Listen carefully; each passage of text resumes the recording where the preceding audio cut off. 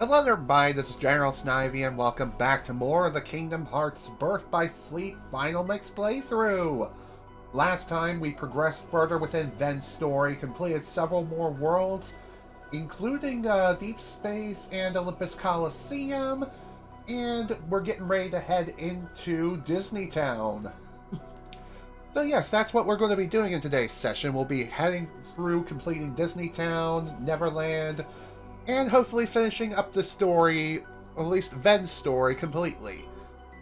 At least that's the plan, but we'll have to wait and see what happens. Anywho, before we begin, I will go ahead and mention I did do some off-screen grinding with Ven. As you can see, I got him up to level 30 as opposed to level 21 from the last session. I've also got several more abilities. And hello, Super Colix, welcome to the stream, glad you can make it. But yeah, I've got several new abilities such as Salvation, Ars Arcanum, and I think I've already had Fire Search before. I've also got a new Shotlock command, Lightning Ray, which I have equipped. And speaking of abilities, I have managed to make several more new abilities, including HP Prize Plus, HP Boost, Cure Boost. I got a couple more of them. Actually, it's just one more of them. Also got Item Boost, and yeah, I'm glad that you were able to make it as well. Anyway, back to what I was saying. I also got an Attack Haste. Also managed to finish out a few other abilities I've had previously. I even got Reload Boost, which, yeah, that might be pretty helpful. As far as other abilities are concerned, I got some additional combo pluses, more or less one more of those. I also got myself Experience Walker, Damage Siphon, and also the ever-elusive Once More.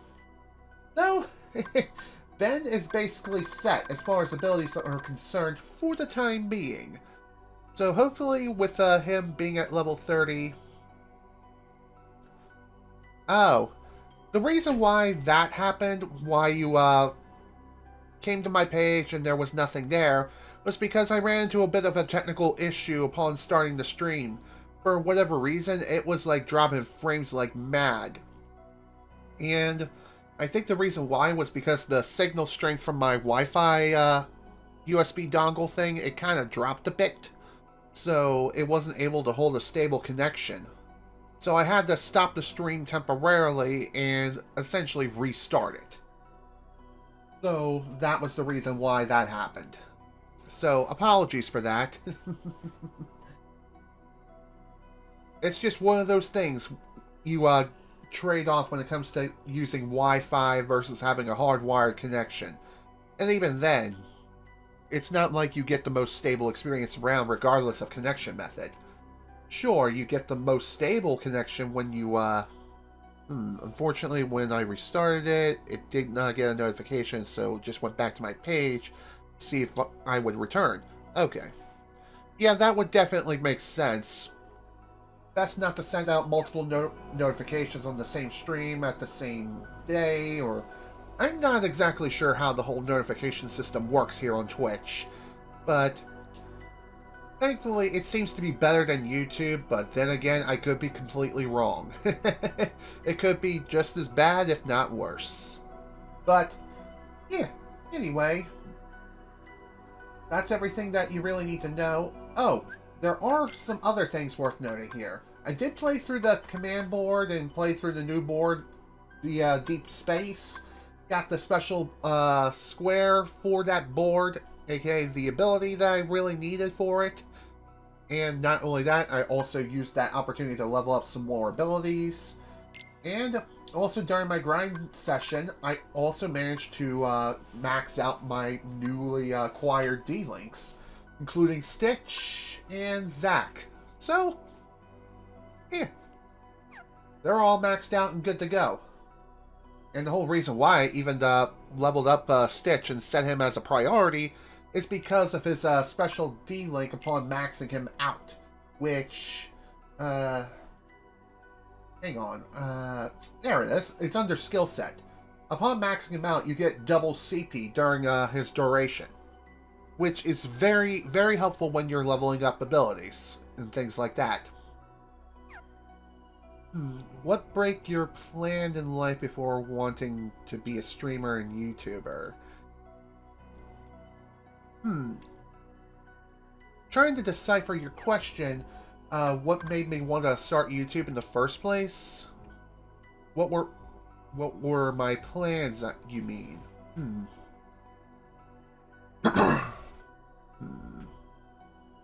Honestly, I'm not exactly sure how to answer that question, because the way it's phrased and worded. I'm not sure if you're talking about, like, before I started the whole YouTube journey in the first place, or if you're talking about something else entirely. But, to answer your question, if I'm thinking what it means, this was like way back in like around 2006, 2008, like a job or career that you might have wanted. Okay. Yeah. I definitely would love to do the whole streaming thing as a career, that's for certain, but unfortunately I'm not in the top 1%. I'm not PewDiePie or, you know, Mr. Beast. I'm not one of those people. Unfortunately, I'm just an average Joe Schmo just trying to make it on the platform while following his own ambitions and streams and not chasing trends. So I'm not out here playing Fortnite trying to get that victory royale, nor am I making shorts constantly and making brain rot crap. Honestly, that's just not my style, not my jam. I really don't get it. I don't get how it is that people just watch that sort of slop. I don't understand. I know that people do not have the same attention span as, say, someone of my age, but even so, man. Come on now. It's honestly getting really ridiculous. But anyway, let's head into Disney Town now.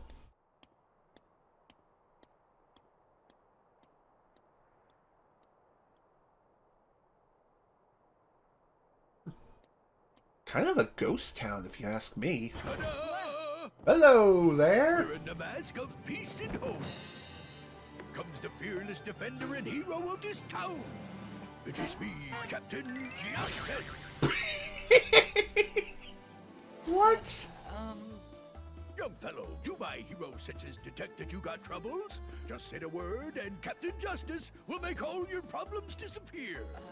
With this Glock I found! Me? Meow? I'm just trying to make some friends. Never mind. Forget it. Don't be intimidated by my magnificence. Go on and spit it out, then remember to vote Captain J. Vote? Oh, well, forget that. How can I help? That's the only reason I'm here. I love your comment, Tell me about Super your Colex. Everything's Yeah, so I do agree pleasant. that Pete It's always is a like bit this. of a dork. Huh? That's it? Nothing else? Well, the festivities are on account of the Dream Festival, which is why I made sure there's carnival stuff all over town. Really? Like what? Please explain, Pete. Oh, you gotta see it for yourself. Wouldn't be much of a dream if I just told you. Right. Fair enough. Thanks. And kid, don't you go forgetting, Captain Justice is the one who solved all your problems. That would be Justice with a J. Sure. Sure. I got it, Captain Justice. Sure thing, Captain Dork. Now, can't open the ice cream shop. Yes, I'm aware of that. He's voiced by Jim Cummings. Brother, rescue Also the is same on person who way. voices Winnie the Pooh, as far as I know. Well, maybe I can make some new friends.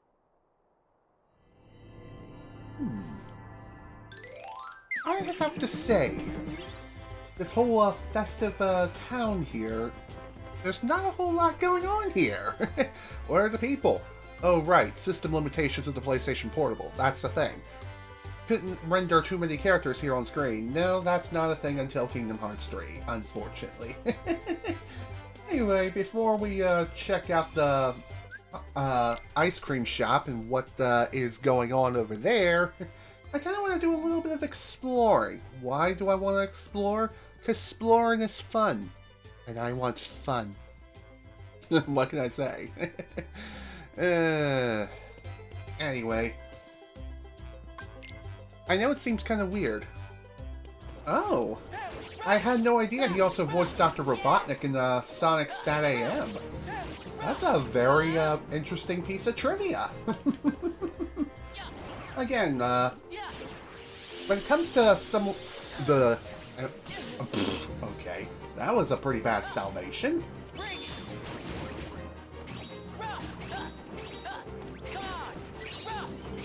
Get down here, you fool! Jeez, talk about pain. So, one thing I haven't mentioned is when it comes to, how do I explain this? I may not like Winnie the Pooh, but I don't hate the voice behind him at all. That would be absolutely ridiculous. Like my hatred for him isn't already ridiculous enough. Again, I don't hate the voice actor, I just hate the character. That is all. Oh great, I'm gonna have to make a new command deck. Why? Because thunder! I need a thunder. Let's see, edit deck. Can I make a new deck? Choose deck, there we go. Edit deck. Where are my thunders? Here we go. I really should have prepared myself for this, but here we are.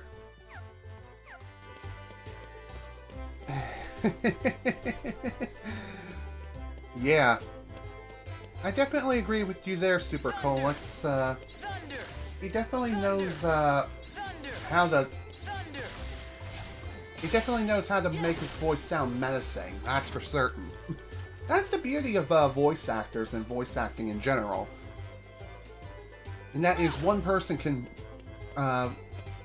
they can mold their voice to almost any character that they see fit. One big example is Christopher Sabat, as with him in particular, he not only voices characters like Vegeta, but he also voices Piccolo and even Shinron. I'm just saying, voice acting is quite amazing. And it's also sad to see how voice actors are being treated nowadays, replacing them with machines and things like that. I mean, come on now.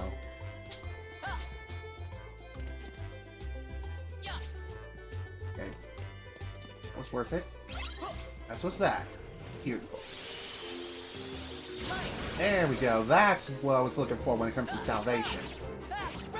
Certain moves such as Salvation and Ars Arcanum, they take up 2 slots within your command deck. And the reason why is because they're super powerful and super strong. But some moves such as Salvation have a bit of a wind-up time. And during that time you are left vulnerable.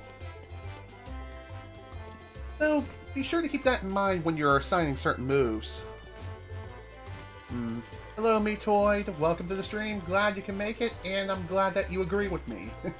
Voice actors definitely do deserve better. That is for certain. Like, being a voice actor in 2024 is a challenge in itself. I mean, they're already going through enough as is with their own challenges. But, come on now. I mean, without them, we wouldn't have, really much of anything whatsoever. How do I know this? Well, I do know that there's a commercial that plays rather frequently whenever my mother is watching stuff on Pluto TV. And one of those commercials is for Charmin Ultra Strong, or Charmin toilet paper. I've noticed that within the commercial itself, the voice actor for Papa Bear has changed. And how do I know it?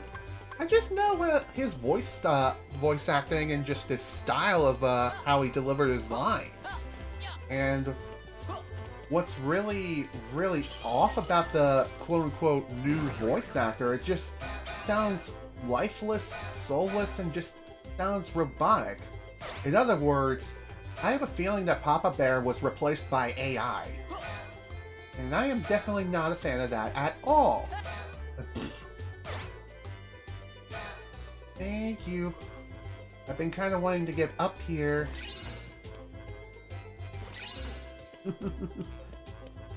For anyone who's watched the Charmin commercials on either TV or if you're watching it on streaming services like Hulu or even, oh shoot, on the boot. Dang it, man! I did not want to fall down here. Man, that stinks. Whatever, it's not that big of a deal. It's just gonna be a bit of a trip trying to get back up there.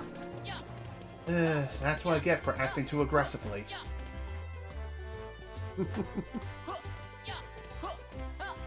I'm not too sure if there are any other commercials that I know of that play on like television and things like that that also have replaced their voice actors with AI. God, I hope not. I seriously hate how AI is being shoved in everyone's faces nowadays. Well, not really everyone's faces, but more like down everyone's throats and right out their rectal cavity. It's absolutely disgusting. And I absolutely hate it. It's like, where's the love? Seriously. It's like this one moment from SpongeBob where the Krusty Krab gets bought out and it's turned into Krabby-O Mondays. And they end up replacing the whole cooking process with this weird processing machine. And SpongeBob pulls out this weird goopy thing that looks like a Krabby Patty, and he asks, "Where's the love?" Well, not in the way that, not in the way I said it, but, you know, in a more concerning tone. Which, really, I can't blame him. He practically predicted the future. And another show that predicted the future, South Park, and of course, The Simpsons. Your dream is to become an actor, Supercolix, and your opinion, no matter how bad AI and CGI is developed in the future, you don't want it to destroy your hopes in finding work as an actor. Well, that's a positive way of looking at things, and I wish you the best of luck in that regard.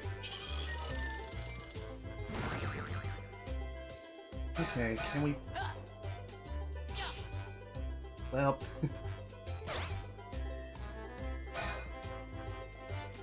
And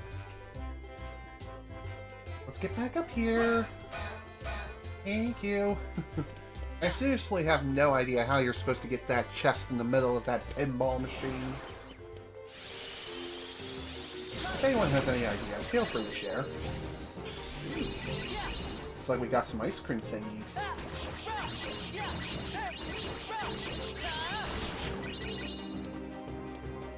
Open the thing. Slot edge. That's cool.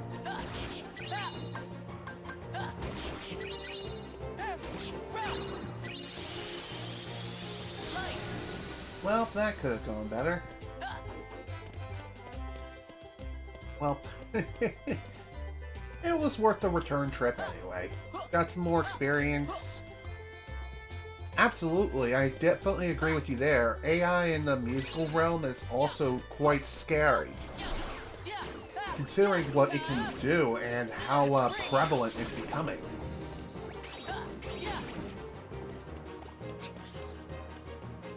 I was wondering where you were, you little bugger.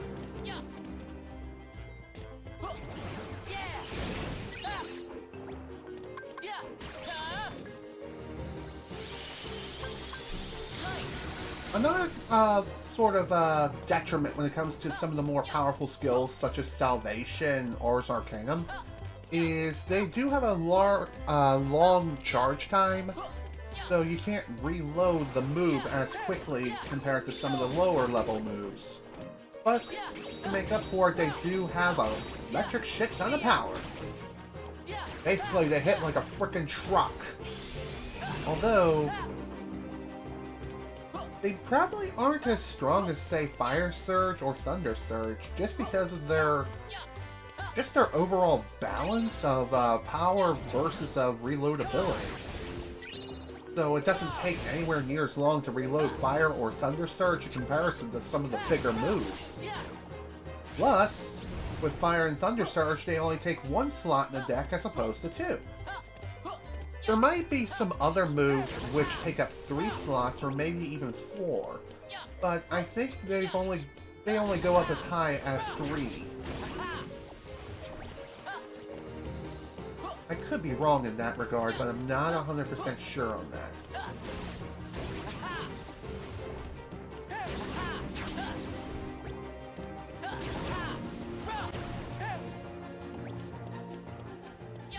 I was wondering where everyone was. Yeah, I believe there's one more area worth looking into before we get started. At least started with this whole ice cream business. And here we can play Fruit Ball. Although I believe we're going to be doing that with Aqua anyway, so there might not be a point of even doing this unless you're going for full 100% completion with all 3 characters, which I'm not doing. Because this playthrough is already going on long enough as is. I did not mean to use salvation. Whoops! Sorry, Minnie. Well, if it ain't the last kid Captain Justice saved, afraid you'll have to get in line. I'm working on another catastrophe here for these fellas. Huey, Dewey, and Louie, my good friends. Now, I'd hardly call it a catastrophe. Yeah, all we were trying to do was make our own special recipe ice cream. And we had a little trouble. Come on, it's not really that big a deal. I'm 100% positive you're the victims of sabotage. Now Really, you're Pete? Close. Quit making stuff up. It's just the ice cream machine. Uncle Scrooge left it for us, but we can't figure out how it works because it's so complicated. Where's the Oh, instruction we're manual? Sorry, Queen Minnie. We wanted you to be the first to try our special recipe ice cream. Oh, boys, it was very sweet of you to think of me. We tried. Say no more, leave it to me. One bowl of ice cream coming right up. You're just gonna make a mess. Leave it alone, Pete. That's Captain Justice. Maybe I can take a crack at it. Ooh, this machine is busted. It just needs a good pounding. No it doesn't, Pete. Hey, do you think I could give it a shot? No, Captain Justice can't fix it. There ain't nothing you can do, kid. Oh, really? But there's I no would harm like in trying. to test you on that. Yeah, and better you than him. Here you go. These are the directions for the machine. I was wondering where the manual was, and why isn't it the size of the Great American Novel? Well, whatever. This should be easy to figure out. Anywho, Ben's primary minigame that he has to play is known as Ice Cream Beat. Keep the rhythm as you stack up your ice cream. First, listen carefully, then remember the rhythm of who claps when. Next is your turn. Aim with the D-pad and then press X to launch the ice cream in the same rhythm that you learned. This is going to require quite a bit of concentration because me and rhythm, yeah, we actually go pretty well together, but not necessarily when I'm speaking, because I get easily distracted by a lot of different things. That's all I'm saying. And for those who are familiar with, say, Kingdom Hearts 2, we actually played a similar sort of minigame like back in Atlantica, aka everyone's least favorite world. Okay. So, let's see. Press X just as the green ring closes around the button, and if you see the word press, keep hitting for a combo. In other words, mash like a madman. Seems simple enough. Let's do it. Here we go. Boom. Bazinga.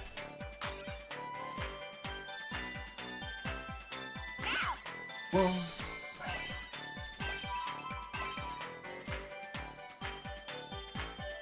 You're up. Nice. You can do it.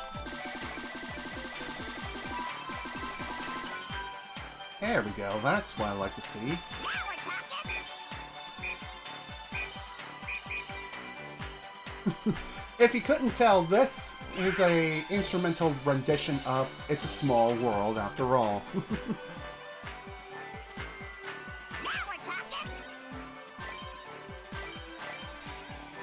Man, I stink.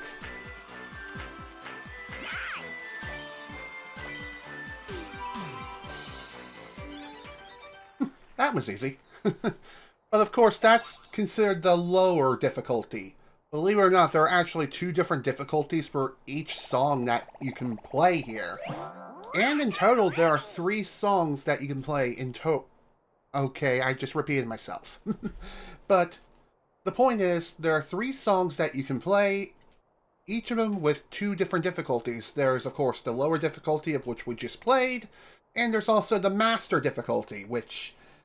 oh boy! Master really is master difficulty, and it is there to slap you across the face. Unless you're really good with rhythm games and you are concentrating to high heaven. That's all I'm saying. And besides, the songs that we play here are shorter instrumental renditions of certain songs, like the aforementioned It's a Small World After All, and there are 2 others that I can't recall off the top of my head. But I think the second song is from the first Kingdom Hearts game, and it's the one that plays during a gummy mission. As for the third song, I don't remember what it is. Well, either way, let's go. Let's move on, and we unlock Master Mode for It's a Small World. Neat. How yummy! What a wonderful treat!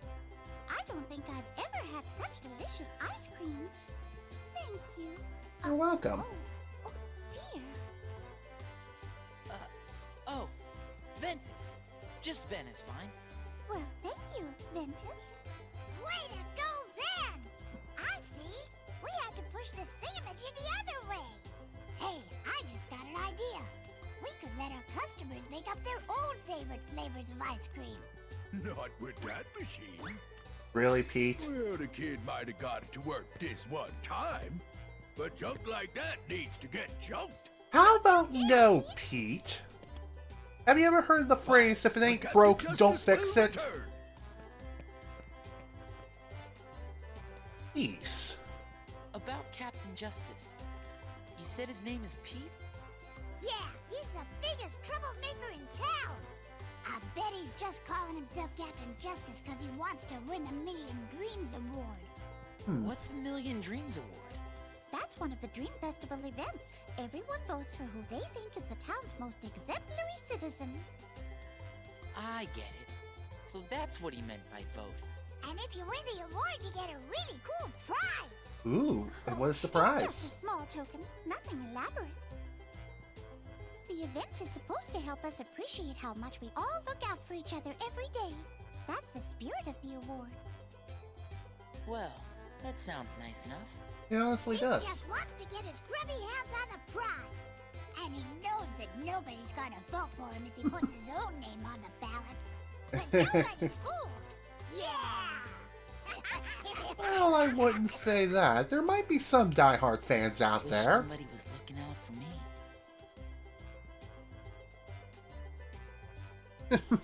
me. It's definitely not you. That's for certain. It really is quite adorable. That much is for certain. But anyway, that's Disney Town for you. Short and sweet and straight to the point. That's typically how it goes with Disney Town. Once you complete the main minigame, all you have to do is just finish it and bada bing bada boom. The world is done. Just put Captain Pete in his place. You know? It's honestly that simple. Alright. Now that that's done, let's head on off to Neverland.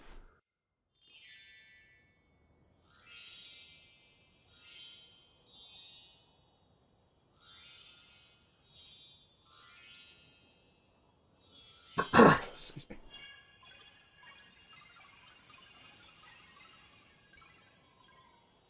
Oh my. I wonder what that was all about.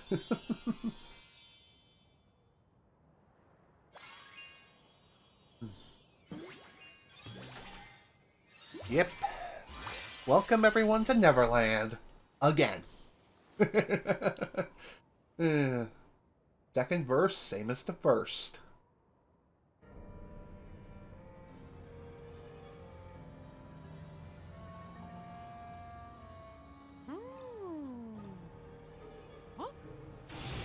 Whoa.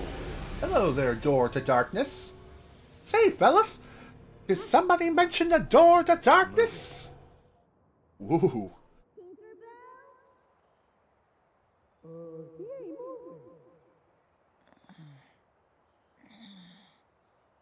Let's try kicking him. How about you don't? Who are you? The name's Ven. Name's Ventus, but everybody just calls me Ven. Huh. Guess when I sat down to rest, I must have fallen asleep. Seems fair enough. Where'd you come from? That's a very good question. It's kind of difficult to explain. All right, we're going. So long, Ben. See you later. Hey, where are you guys off to? Tink saw a shooting star, and we're gonna go hunt it down. A shooting star? You mind if I come along? Of course not. But you gotta agree to follow us.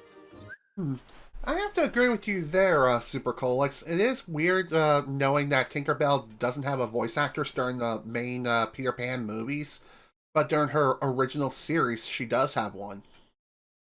And if I have to guess why that is, it's probably due to different continuities within the expanded Disney universe or something like that. Something ridiculous to that extent. Not 100% sure, but it's just one of those weird things that sort of happens, you know?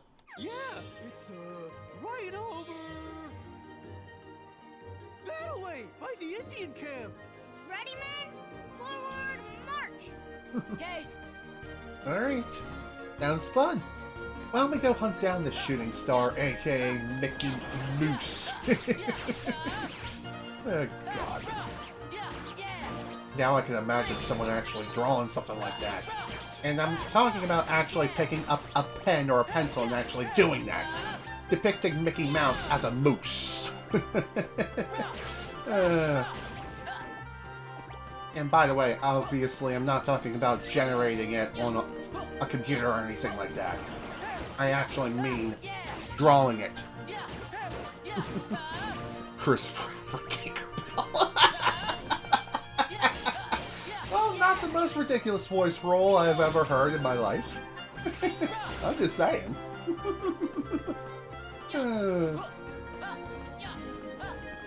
Anyway, the whole reason why I even came over here was for a chest, which I got. Oops.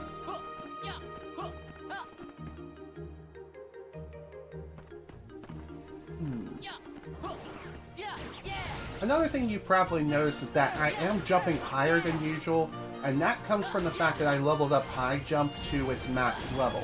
If not, probably level 3, level 4. Regardless, it's a higher level than what I started with, and as a result, the move is more powerful. Same also holds true for the air dash ability. It's the reason why I was able to zoom around like I'm playing Dragon Ball Z or something. I'm playing a Dragon Ball game. Speaking of Dragon Ball, I know that Dragon Ball Sparking Zero recently came out.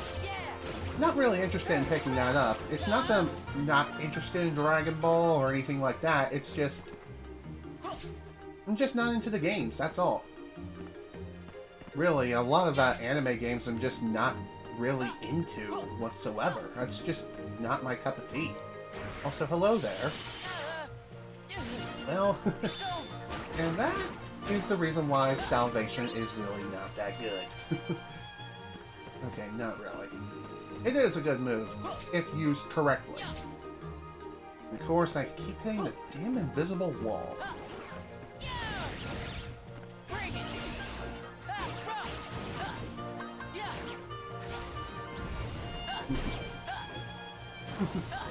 None taken. You think Chris Pratt is a decent actor? Fair enough. I think he's okay. I've heard him voice Mario in the Super Mario Brothers movie, and he did a pretty good job voicing Mario in the film. Sure, I would have preferred Charles Martinet, but so would everyone else. But hey, at least he was in the film as a few extras. Hell, he even voiced one of the side characters within Brooklyn. So that's something. It was also one of the last performances which we heard Charles Martinet in. Before he retired as a voice actor, of course. I want this sticker, gosh dang it. But for whatever reason, I just can't jump high enough. And high jump's already at max level. Same also holds true for my air dash, which is annoying.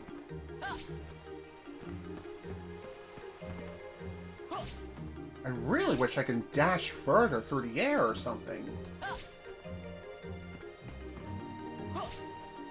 It's like for whatever reason, I am just short on height. And you would think that attacking the air and then dashing would be a good way of getting around, but no. Apparently not. Yeah, I definitely agree with you there. I wasn't necessarily one of those people who thought Chris Pratt, you know, deserved all the hate that he received. Honestly, he didn't deserve it. It's just, when you're used to someone voicing a certain iconic character for so long, hearing someone completely different voicing him is a bit... I don't even know how to describe it. It's just weird. It's like, I honestly don't know. I think another thing that didn't really help with solidifying the unnecessary hatred for Chris Pratt when Super Mario Bros. Movie was first announced was just the way he acted during the initial trailer. His voice acting wasn't exactly on point. Not until the final trailer and even the movie itself. It's just one of those weird things that Hollywood does. I don't really know how to describe it other than it's kind of like showing off a work in progress, you know? Showing off what you're working on so far, here's what we got, and this is what to expect. Don't expect too many changes upon the film releasing, you know? It's not like a grand change, like, say, redesigning an entire character from the ground up, like what happened with Sonic the Hedgehog. When his live-action movie was first announced and showcased upon the world, everyone hated the design. And so the film ended up being delayed so they could redesign the entire character from the ground up. Which, let me tell you, it was well worth it, because his design now versus back then is a hell of a lot better versus how it was first seen. Let me tell you. Sure that the ugly design was referenced in a different movie, but still, I'm just saying. It's just one of those things where if you speak loud enough, then eventually something will happen. Albeit, it's one of those rare instances where it actually does, because, you know, Hollywood is not exactly as open to change as a game studio or anything like that. No, Hollywood is just one of them stubborn places or organizations and just things like that. Yeah, it was referenced in the new Chippendale movie. I haven't seen it myself. Speak of the devil, they shall appear. We got ourselves a Dale sticker. That's funny. I speak it, and it happens.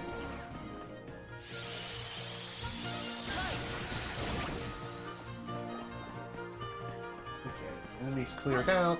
We're good to go.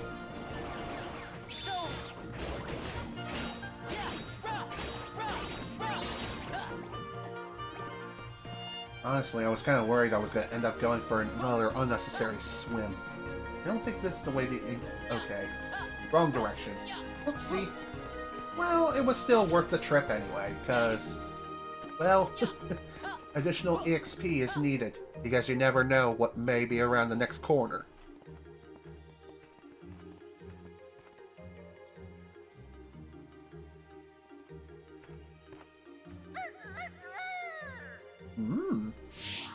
Hey there, Peter Pan! Who do we have here? never seen you before. I'm Ventus. Call me Ven. Nice to meet you. Well, if you say so. What's that supposed to mean? Tension! Now then, ma'am, I don't suppose you'd want to capture some real pirate treasure? Real pirate treasure? Sure! Well, guess who caught sight of Hook right when he was stashing his treasure? What do you say we sneak in and grab it? Oh boy! Let's go! Ow! Oh!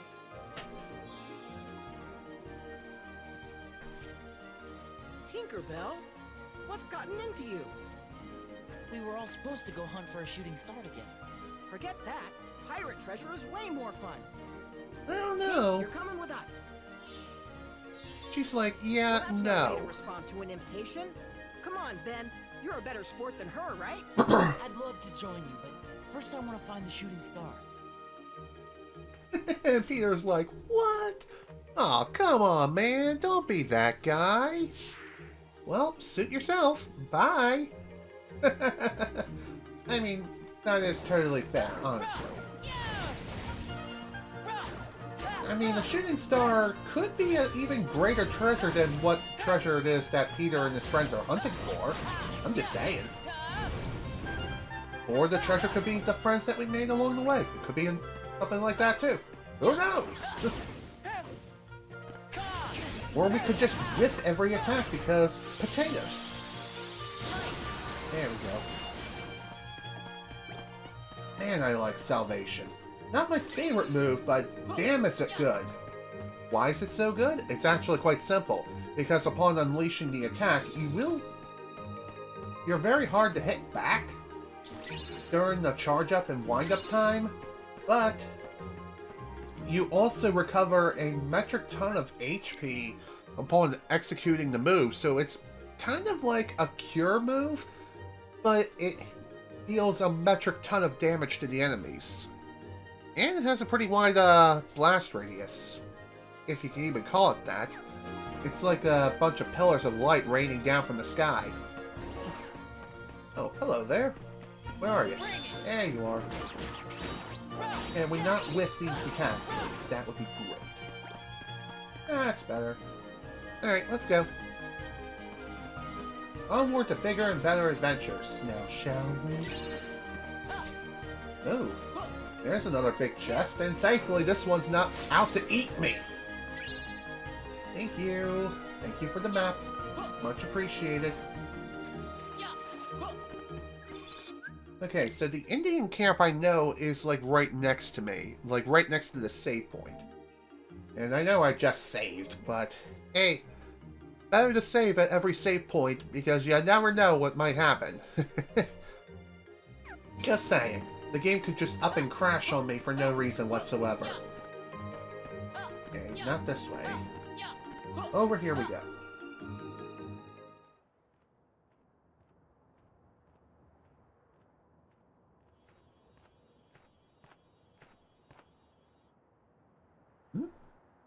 Whoa! Mickey's star shard? Well, this is peculiar. A shooting star and a pixie. Must be me birthday. Speaking of which, how the hell did you grab her like that? Let Tinkerbell go! Ha! One of Peter Pan's brats. Well, tell that cowardly sparrow if he wants his precious Tinkerbell back, he'd best meet me at Mermaid Lagoon. Stop! Damn it, man. Stupid unversed, having to come out at the wrong place at the wrong time. Well, this stinks. Alright, let's clear these guys up nice and quick. You never know what Captain Hook might have in mind when it comes to Tinkerbell, you know? I mean, I know he's going to be using her as a bargaining chip for Peter Pan's head. That much I know is certain. Also, ow. One other thing to keep in mind is, when it comes to certain moves like Salvation... here, please. As I was going to say, one thing to keep in mind when it comes to moves like Salvation and the like is, even though it has a long charge-up time, you are vulnerable during that time. So keep that in mind.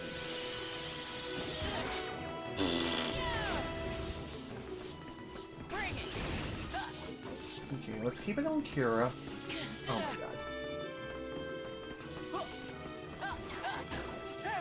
Seriously, I hate these guys and their stupid razor blades and the fact that they deal like a quarter of your HP worth of damage every single hit. It's annoying as crap.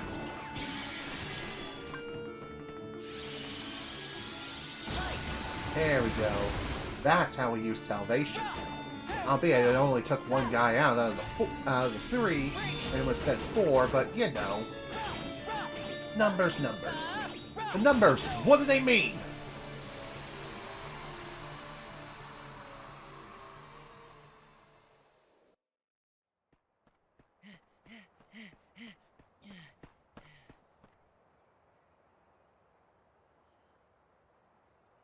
Now then, which way to Mermaid Lagoon?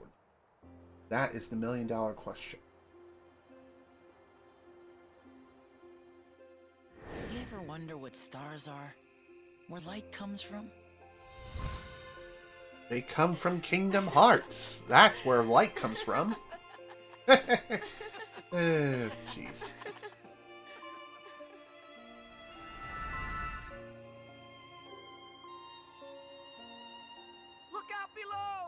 Hmm? Peter, help! Tinkerbell's been pixie-napped. Then I'm too late. Hook's gonna pay for this. He said to meet him at Mermaid Lagoon. Gotta be an ambush. Huh, that old codfish thinks he's clever. Hey, I'm going too. But Exactly. we have to hurry. Can you keep up? You bet. Oh yeah, let's do it. Even though that Mephiles the Dark will appear in Sonic X Shadow Generations, I don't think he'll be voiced by Dan Green.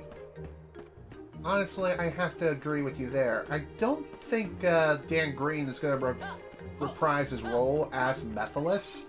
Sure, it would be nice, and as far as I know, his most recent role in the voice acting realm was for the Shaman King reboot.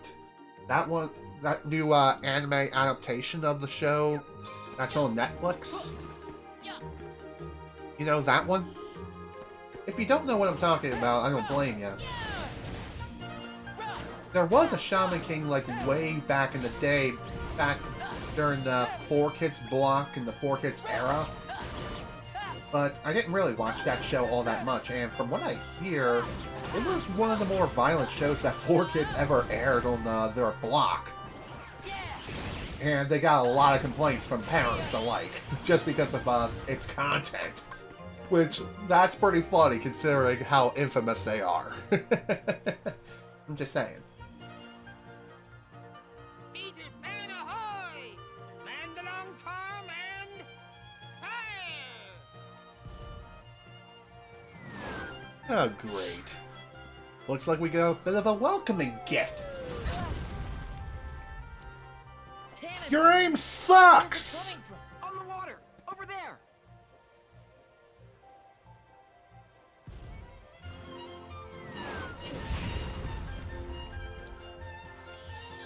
Oh, hello! Tink, it's you! And you're all right! Well, thank God that's taken care of. A strange fellow with a funny-looking sword has... Oh, Hold on! I gotta stop that cannon! Okay, I'll go after Hook. Right. Tink, if you would. ooh. Thanks for the pixie dust, Tink. What? It's pixie dust. Bet you feel lighter now, don't you?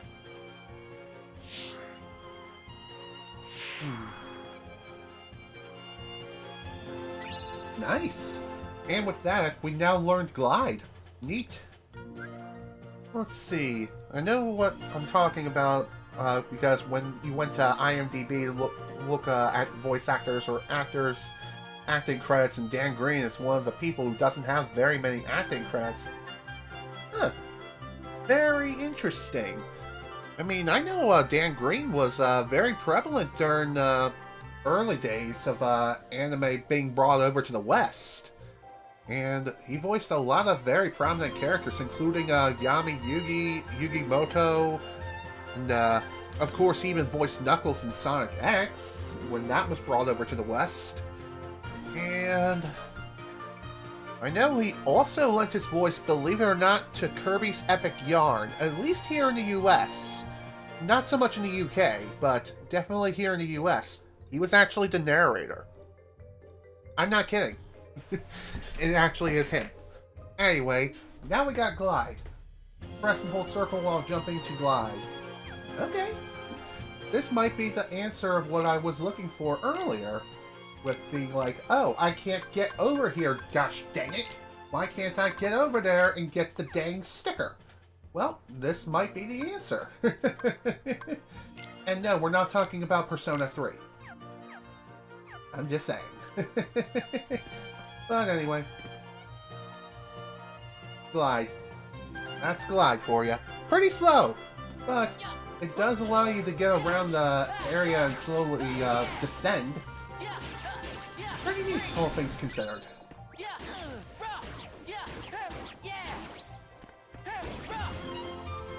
Also, one more thing worth keeping in mind is after that cutscene, you will be showered with cannon fire throughout your entire visit here within Neverland.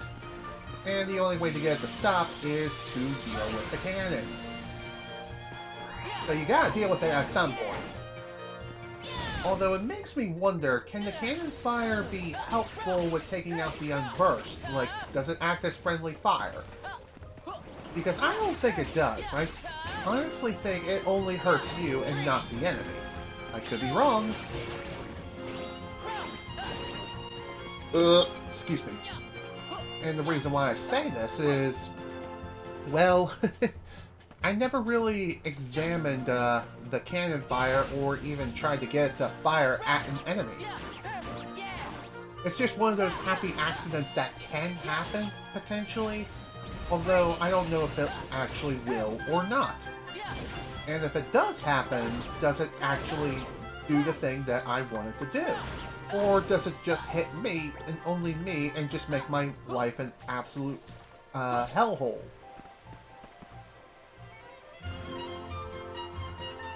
There we go, that's what I'm talking about. I wanted to get that sticker sooner, but alas, it is what it is. Dan Green's your favorite Knuckles voice actor. Fair enough. Dan Green does do a good job voicing Knuckles. Honestly, he doesn't really fit the role, in my opinion, but that doesn't mean he's bad at it. Not at all. It's just one of those things that, it's like, I guess I'm just more used to some of his more earlier roles from, like, the Sonic Adventure days. Something like that. I was thinking it would be more like that, but alas, it is what it is. Like I was saying, though, Dan Green did do a really damn good job voicing Knuckles during that time. Not only did he voice him during Sonic X, he also voiced him during some of the more 4Kids era Sonic games, like Shadow the Hedgehog, Sonic 06, and even Sonic and the Black Knight. And also Sonic and the Secret Rings, but we don't really talk about that. I don't even remember if he even showed up in Sonic and the Secret Rings, or if I'm thinking of something else. I do note that he made an appearance in Sonic and the Black Knight, though. That much is certain.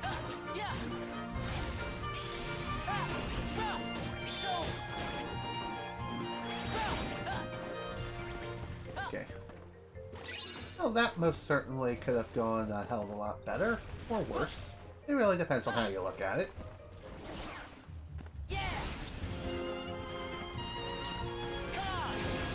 Okay, maybe the cannon fire does help.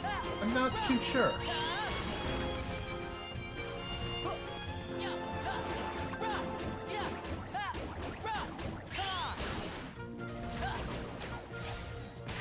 There we go. By the way, if you couldn't tell, okay, I don't even remember what I was going to say, gosh dang it. Oh yeah, I think I might have mentioned this, but I do remember in the last session or so, we did get our hands on a new command style, that being the wing blade. And as you can see, it's pretty badass, because you summon a bunch of swords of light, which you use instead of regular old, regular Good job, me. Should not have used that move when dealing with the fake chest. Hello? Anyone home? Please. I'm done. How could I have forgotten something as important as that? Oh well, it is what it is. Nice shot, dork. Give me that.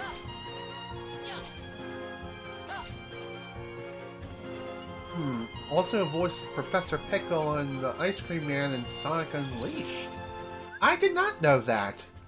I had no idea that Dan Green also voiced those two characters. That's awesome. Again, that's the beauty of voice acting. You would think you would know a voice actor and recognize their voice, and when they voice a completely different character in a completely different style, you think it's a different person. But no, it's actually the same person behind the mask, you know? It's really wonderful and neat.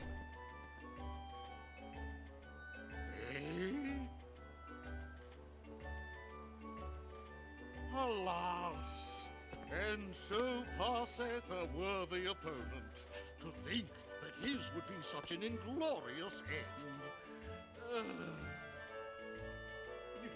end. I wouldn't be so sure about that. At last, that scurvy brat will never trouble me again. I wouldn't be so sure that, Hook. Just like I said. What on the eyes? No, don't tell me.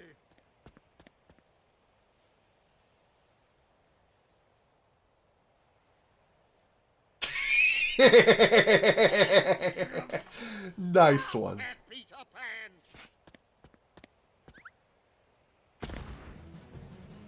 Alright. Now then, it's time to duel! Oh, that sound. Oh, hello there, Mr. Crocodile. Not again. Stay away from me. I don't think so. Yeah, you're gonna go for a swim with Mr. Croc and make out, okay? Okay. Hold this for me.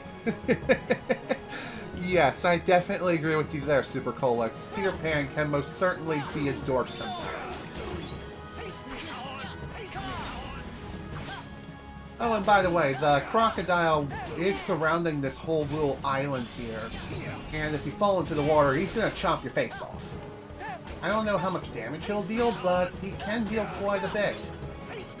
And I'm not 100% sure if it's possible to knock Captain Hook into the water or not. Oh boy. If you fall into the water yourself, it's not that big of a deal so long as you're able to get out of it rather quick.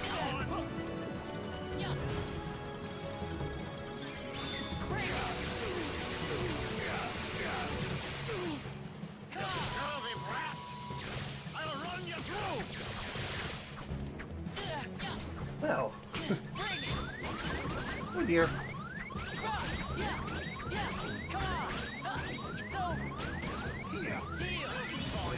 Well, that most certainly was rough.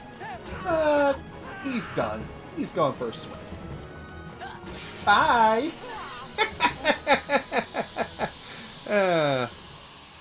Nice finish.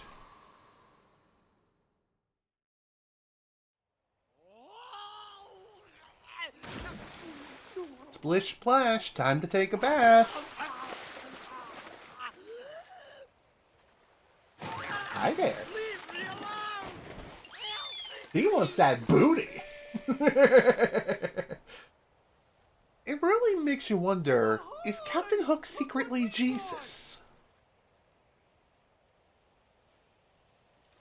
It's a pirate's treasure chest. No, it is. Treasure. Yep, the same chest I told you about. We snatched it right from Hook's hiding place. Huh? How come it's empty? Sorry, but we lost it, all the treasures. Aw, that's alright, buddy. Also, boss fights are great and all in the game, just saying that the challenge in the game when their health bars are so weak. Running on water gag will always make you smile. Definitely agree with you there, Metoid, that's for certain. It's too bad. Who needs it? It It was probably just full of dumb old jewels or doubloons or something anyways. We could just put what we treasure in there instead. If you wanna. Yeah, that's perfect. Instead of filling it up with jewels and gold and stuff, we'll put in what's truly special to us, the real riches. Sounds good to me. What are you putting in, Ben? I don't know.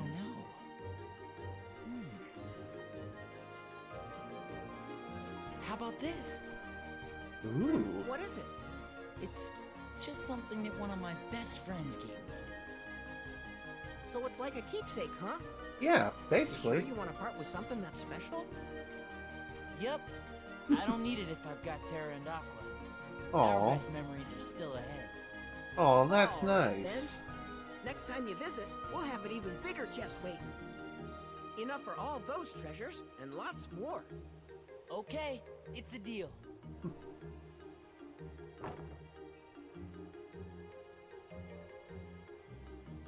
Oh, wait, Tink. I'm pretty sure that belongs to a friend of mine. Do you think maybe I could hang on to it? She's like, no way, that's mine. Now, Tink. Be a good girl, okay? Thank you. Thank you. What the? Ooh, pretty lights. Wonder what it all means. Find out right now, I guess. He's gone. It vanished without a trace. Right! Really makes you wonder how does that Don't Ven worry, even Ben. manage to work this No thing. matter where that light takes him, Ben'll always have friends waiting to meet him. Absolutely. He's absolutely right. Anywho, we're almost done. We forged a new D-Link with Peter Pan. Neat. And we also got ourselves the Pixie Pedal. And of course, it's the super short keyblade, which nobody uses because we'll get a better one right after this.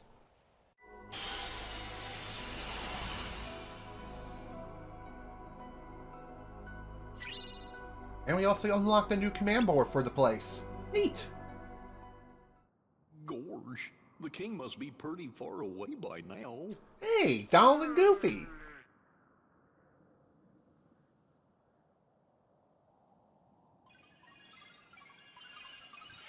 Boom, baby. Hello there. Not quite. Nope, doesn't look like him. Oh. Huh? Look, that feller's got the star shard the king borrowed. King? Oh, you must be talking about Mickey. I saw him. What? Yep. Huh? Hey, take it easy. Where are you taking me? I mean, come on now.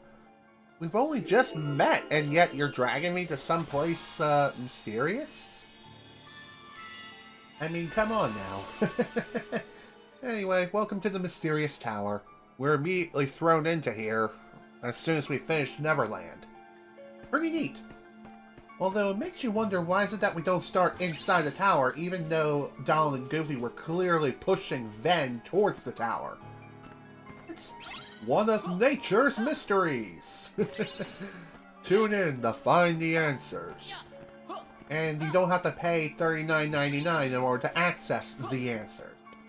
Might be more, might be less. Who knows?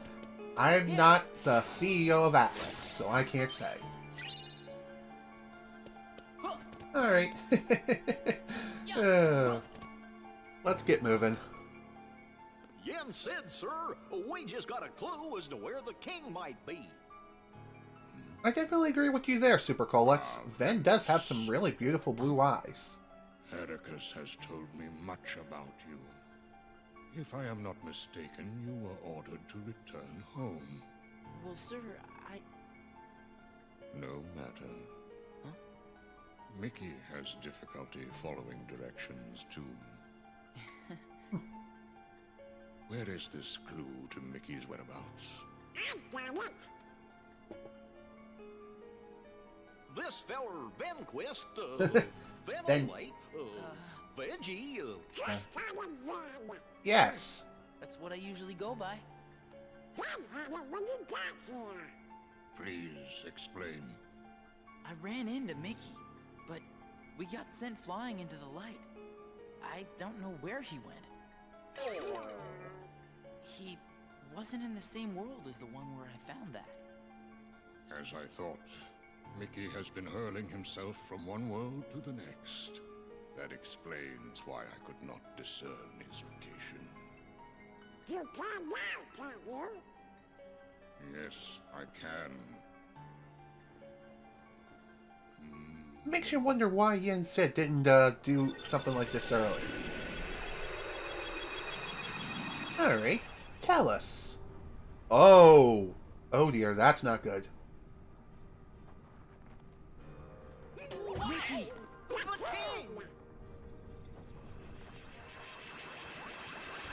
He appears to be in the Badlands. Where'd you go? Is he okay? Did he look okay to you, There is a Donald? dark and powerful force that is interfering with my magic. Just tell us where the king is, Mr. Yen Sid, sir, and me and Donald will go right there and save him. You two? That may not be adequate. But I'm the captain of the King's Royal Knights. And the one who constantly gets knocked out in like 1 to 2 hits, I'll but find him. still. I recognize the place we saw. And you go, we'll go with you. No, I owe him. Ven is voiced by Jesse McCartney, who voices Theodore in the live-action Alvin and the Chipmunks. I didn't know that he voiced Theodore in Alvin and the Chipmunks live-action movie. That's pretty neat. I do know that Jesse McCartney voices Ven, but he also voices Roxas in other Kingdom Hearts games, like Kingdom Hearts 2, and also Kingdom Hearts 358 Over 2 Days, and also in Kingdom Hearts 3. And I also noticed that my Twitch dashboard keeps buffering, and my internet just went kaput. Great. Just great. This is bad. Well, it's a good thing I paused the scene. Thankfully, the local recording is unaffected by this, but still, this isn't good. Oh dear. Come on, dude. Come on, internet. Get back up to speed. That would be great. Jesus flip. I don't know why it's doing this now. Why is it that it's dropping the internet connection so hard? Dropping it like a damn rock. I don't get it. Stream be experiencing some networking or encoding issues. No, really? I never would have guessed. Again, like I mentioned, the local recording is unaffected by this, but still, I'm not a big fan of the fact that this is even happening. I hate it when this happens, because when it comes to the whole network quality thing, there's nothing I can do about it. Especially in this new environment that I'm currently in. It's not like I can grab my computer and move closer. I wish I could, but unfortunately I can't do that. I mean, Jesus, it's like spiking up and down like a damn yo-yo. Like, come on now, come on, you can do it. Let's see. It's unstable, check your connection. No, duh. I know it's unstable. I don't know why it's unstable. Okay. And we're back. Back to normal. For now, anyway. Like, what the flip is that all about? That's the thing about streaming. You never know if you're going to get a good quality stream, which about 90% of the time that usually does happen. I do get a good quality stream a lot of the time, and other times I don't. It really depends on how the internet is feeling. Like, it either does what I tell it to do, or it's like, I don't feel like it. Well, you ask me later, Tubby. Jeez. Being a streamer is so much fun. I'm just saying. Yeah, it appeared that it was on my end, which the stream, the reason why it was freezing. Yeah, I apologize for that unfortunate course of events. Don't know why that happens. It just happens sometimes. It is what it is. And funny enough, this actually happened during one of my sections when I finished Terra's story. So it's kind of funny how things are coming full circle, where the same sort of thing happens, where the internet just decides to take a frickin' dump for no reason. Like towards the end of one character's story. You know? It just doesn't make any sense. Mickey saved me once, and I can't risk putting his friends in danger. Don't worry. I swear I'll bring him back safe. Very well, Ventus. We will leave it to you. Although it would have been nice to receive some additional reinforcements from Donald and Goofy. Speaking of which, we forged some dealings with them. Neat! And here I thought I would get a new keyblade right after this, but guess not. That's alright. Maybe we'll actually be able to use said keyblade after all. Let's see here. Yeah, that's actually pretty good when it comes to trade-offs, so why don't we use this for a little bit? At least until we're finished here with the next course of events. Let's see here. Since we got ourselves some new abilities,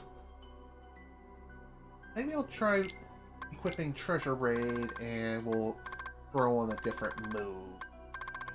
Let's see. Magnica. Ooh, that sounds nice. Let's reorder this here. And we'll keep Salvation for now, I guess. Until I get my hands on a few more. Or, you know, maybe I'll keep, yeah, I'll keep what I got. I thought about maybe throwing on another Fire Surge, but maybe that's not such a good idea at this moment. As crazy as it sounds.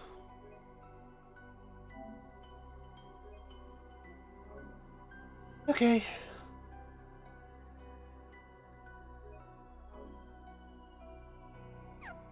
Alright.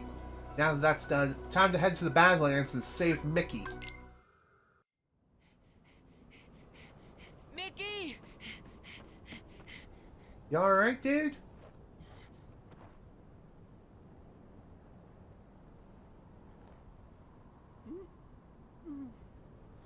Oof, okay. Again, boy.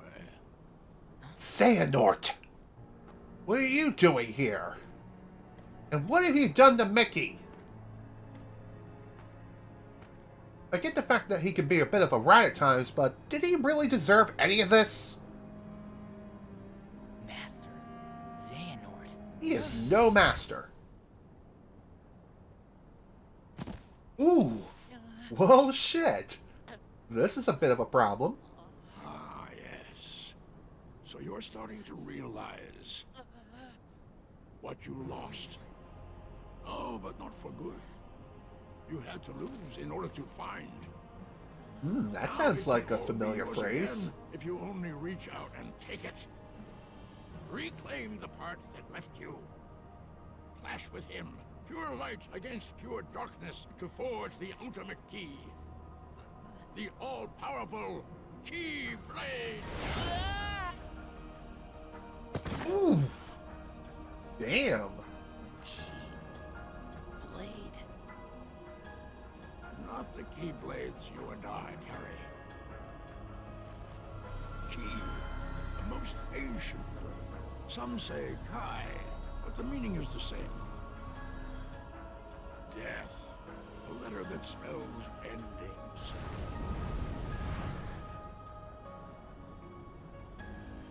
And I have the power to make it.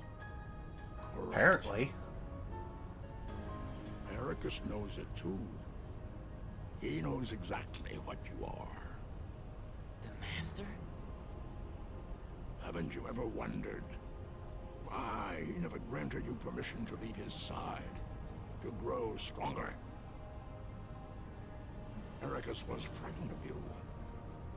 if you were to learn the truth, realize what you are, he never trusted you. Why else would he keep you within his sight at all times? I wouldn't say that he didn't trust Ven, but more so he was fearful of the fact that he could forge the ultimate Never weapon. let me see other worlds, no matter how much I asked.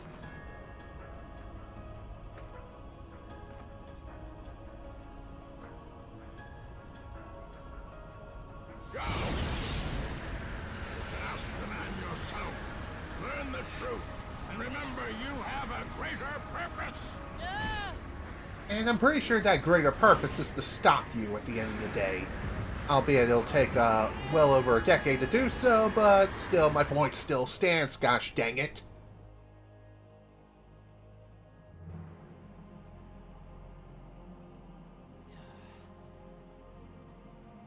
How are we back in space already?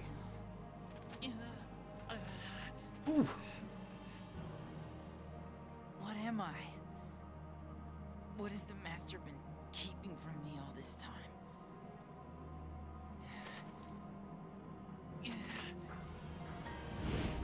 Well, only one way to find out. And that is to ask the man himself. So, why don't we do just that? Let's pay the Master a visit and see why it is he treats Ven the way he does.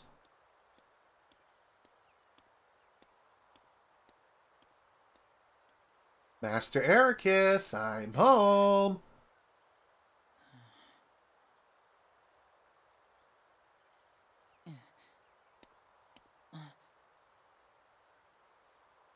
Ventus, you're alone?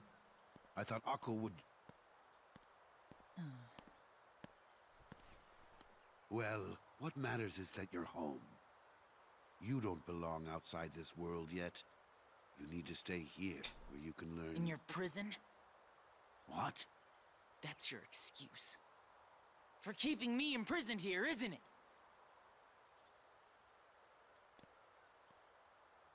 What did you hear?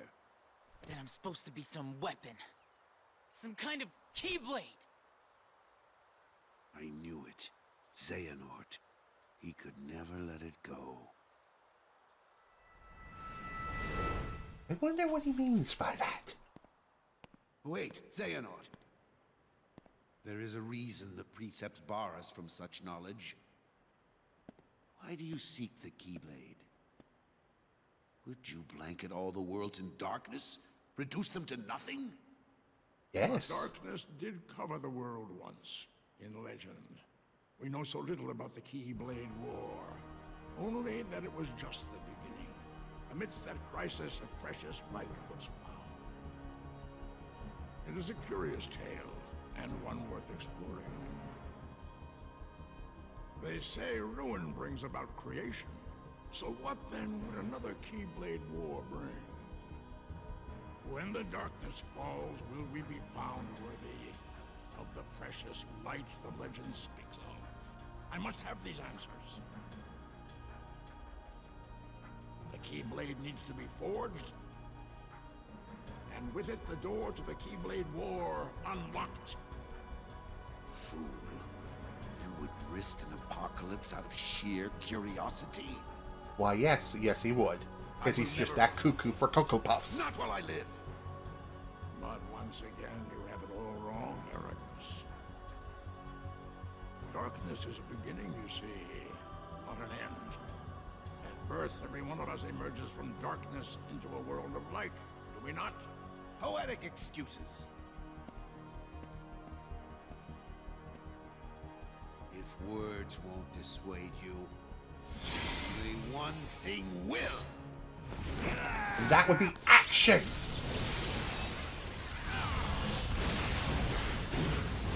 Ow!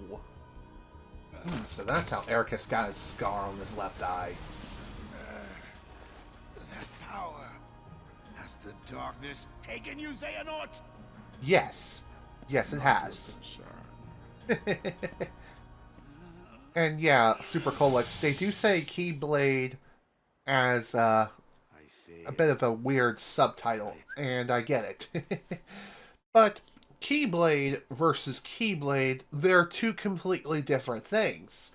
Key, as in like X-Blade, that is like the penultimate weapon in the Kingdom Hearts universe.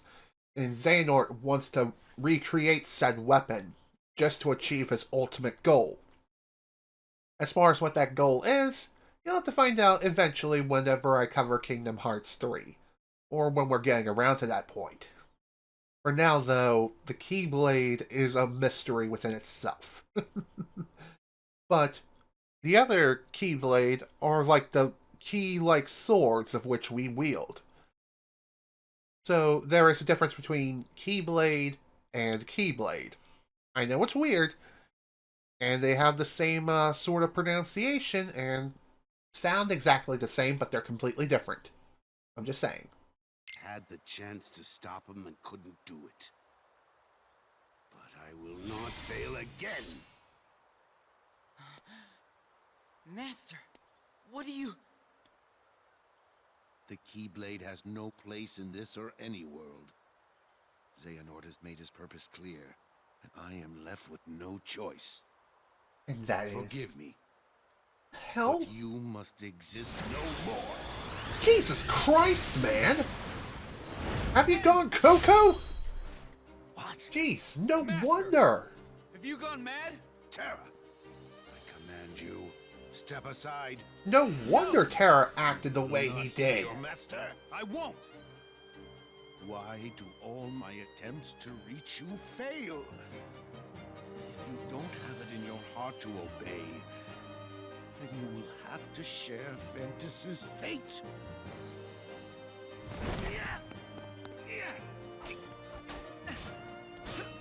Enough, Terra! He's right! Quiet! Terra!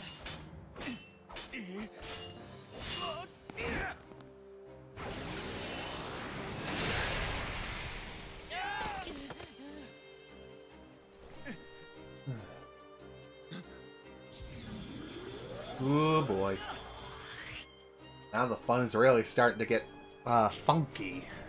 You know? It ain't exactly a good time. You may be my master, but I will not let you hurt my friend.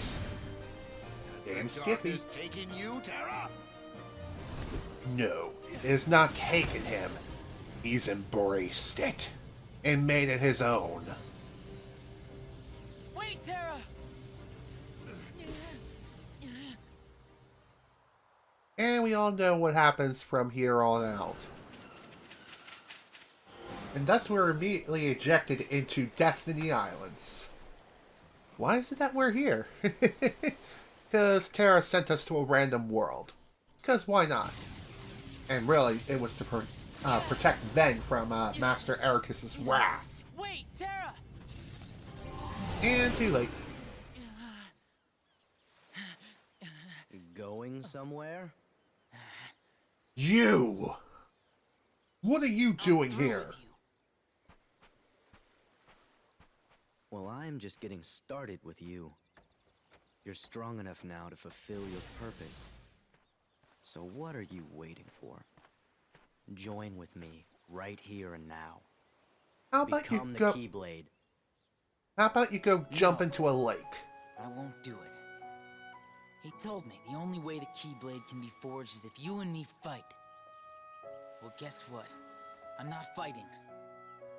You used to be too broken to talk back.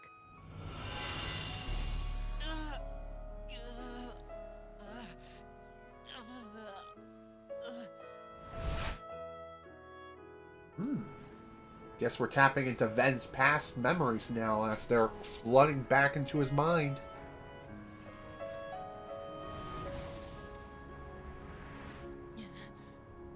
Although, is this really a Please proper don't do training this, session? Master. I'm not strong enough. No. It is because you're trying to hold it in. Let the dark impulses waken in the pit of your heart. Release them here and now. Sharpen your fear into rage. Isn't this a You bit must. extreme? If you do not let the stone within you run its course, it will wipe you from the face of the world. Make no mistake. Do it. Embrace the darkness.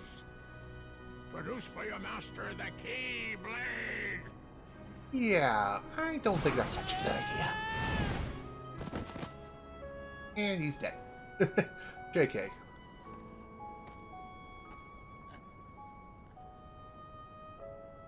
Really?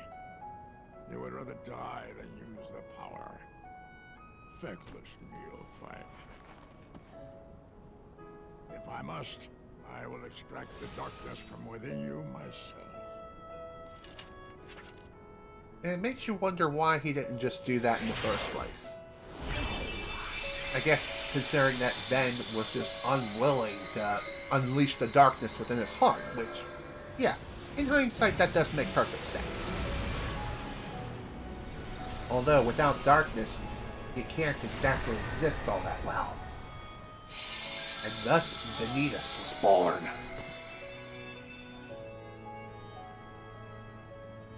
It really does make you wonder how it is that Ven even survived something like this. Empty creature from Venter's Riven.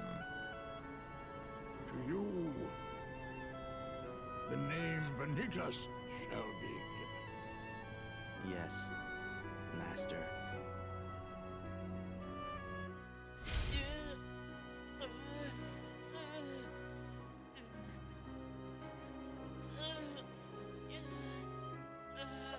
Fine. Then I'll give you a reason to fight. What? Come and find me. At the one and only place to spawn the keyblade. The Keyblade Graveyard. There, you're gonna see me choke the life out of Terra and Aqua. Then we'll see how long you play the pacifist. Wait! Bastard! Get back here, damn it!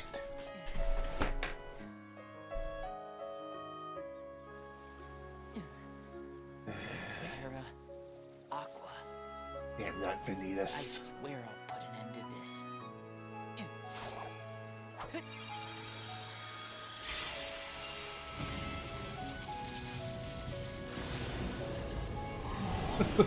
Very true, Supercolix. He did survive because of plot armor. And we also got ourselves another new Keyblade, Lost Memory. A Keyblade with long reach that makes it easier to land critical hits and deals higher damage when you do. And we also got Xehanort's Report number 9. 8. Coolio. Guess we're switching out Keyblades. Bye-bye, Pixie Petal, and hello, Lost Memory. AKA the better Keyblade. I was wondering when we were gonna get our hands on this, but hey, it is what it is. And just to make sure I'm on the right track when it comes to reports and everything like that, let's see how we're doing. Go to secret reports. Letter, report 1, and report 9. I believe the last report of which we can find for Ven is located somewhere within the Keyblade Graveyard. That, or it's awarded to us at a later point in time. I'm not 100% sure. I have to look at a guide to know for certain. But regardless, let's head on off to the Keyblade Graveyard and wrap up Ven's story once and for all.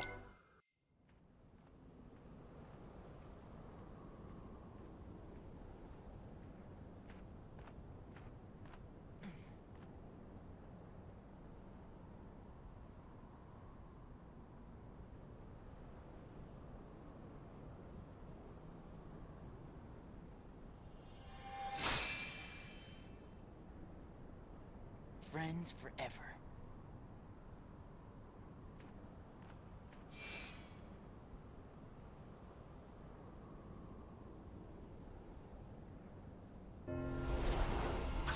Well, here we are. Welcome once again to the Keyblade Graveyard. I wonder how it's going to be like this time. Are we going to be chased by tornadoes that want to eat us alive? Or are we going to be introduced to something far more menacing? Only one way to find out, and that is to dive on in and we'll see what happens. If I have to guess, it's probably the exact same as it has from Terra's story. I mean, it looks to be the same. That would make sense. Oh, here we go. Xehanort Report number 12. Just as I thought. Okay. So, upon looking at a guide of finding all the Xehanort Report locations, each character has 4 different Xehanort Reports. Ven has technically 3 of them, and also Xehanort's letter. That counts as part of the Xehanort Report requirement. So that is something to keep in mind. So don't forget to pick up all the Xehanort Reports that you can if you want to unlock the final episode of the game. That's all I'm saying.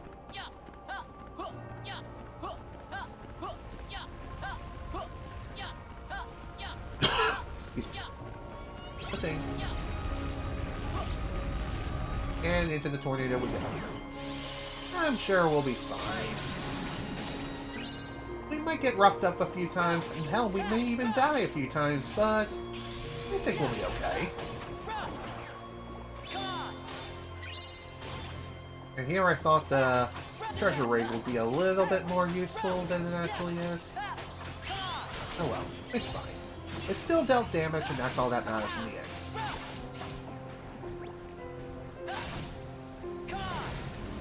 God, I hate these guys so much. It's so easy to end up screwing up and accidentally hitting them in the front as opposed to back. As opposed to the back, I mean. Best way of dealing with those freaks is with magic, if you couldn't tell. Magic is their one true weakness.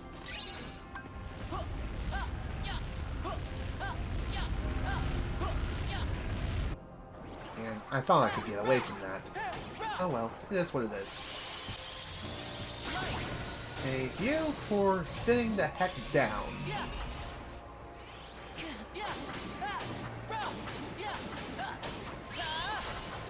Level 34, Neato. Oh dear, this is gonna be bad.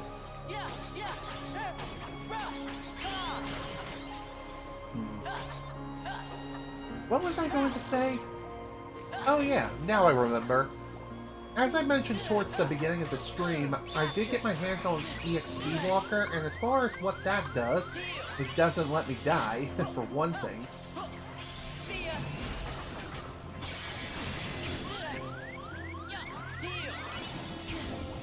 God, I hate these guys so much with their stupid razor leaves and how much damage they deal. Like, I haven't mentioned that enough as it is.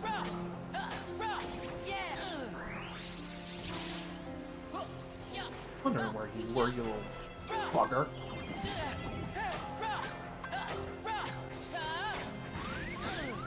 Heal, please. Nice miss.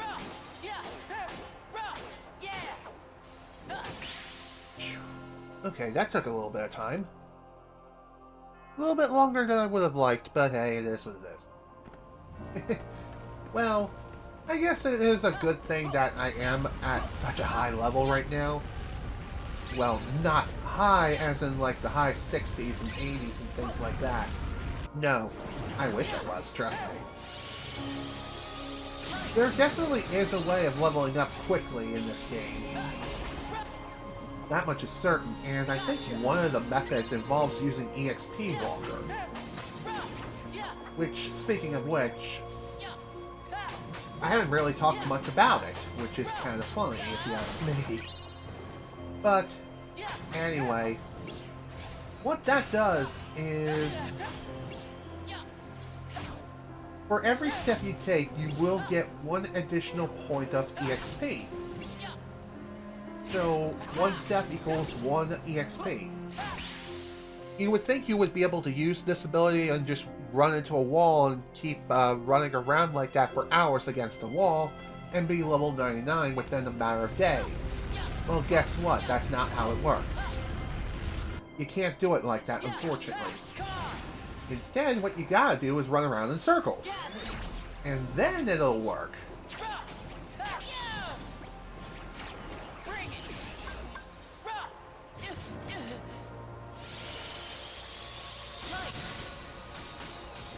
Well, that could have gone better. But I think that ended up saving me from meeting an untimely end.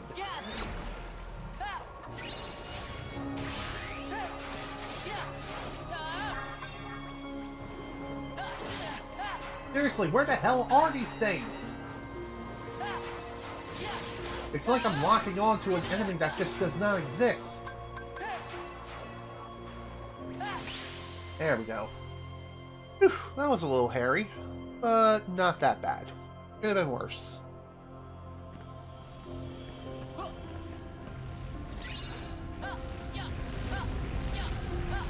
I would really love it if I didn't have to deal with all the tornadoes all at once, but unfortunately it is what it is. These things are really damn fast and they will catch you. It's inevitable. There's no outrunning them, as far as I know, unless you know a way to get out of bounds. Which I don't think you can do that in this game. And again, I could be completely wrong.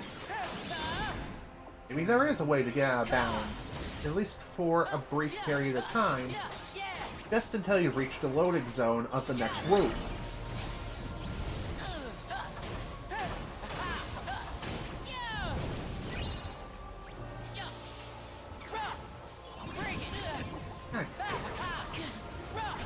Please sit the hell down.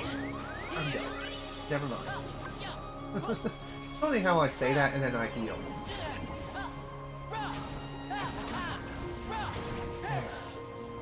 Another one down.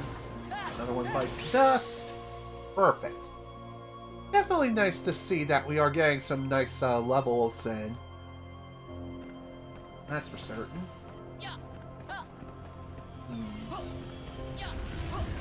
I knew there was a treasure over here somewhere. Another thing worth mentioning too is when it comes to certain moves like salvation and things like that, you are forced back onto the ground, so if you're in the air, yeah, you're gonna have a bit of a crash land.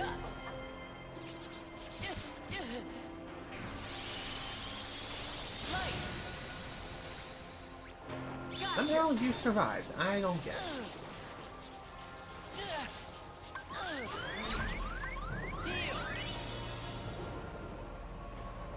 Hello, where are you? There you are. Jeez.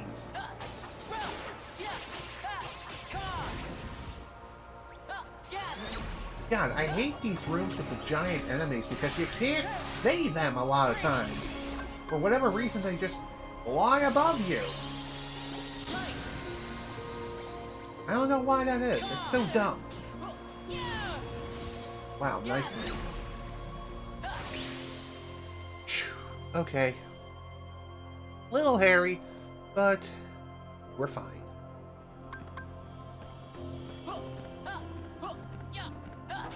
Dude, open the chest, please. Thank you.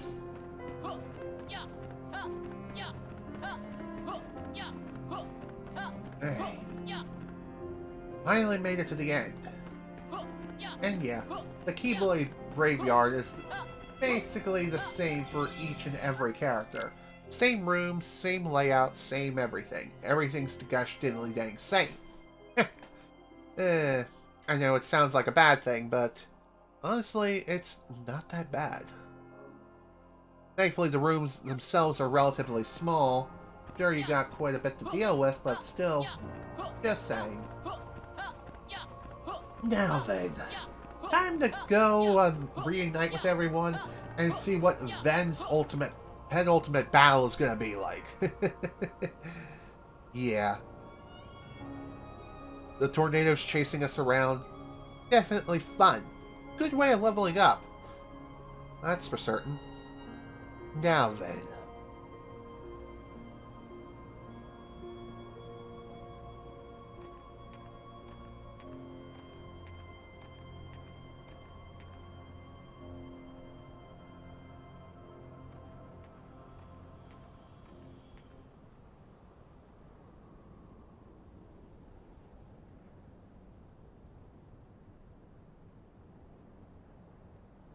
I was told the Master was struck down.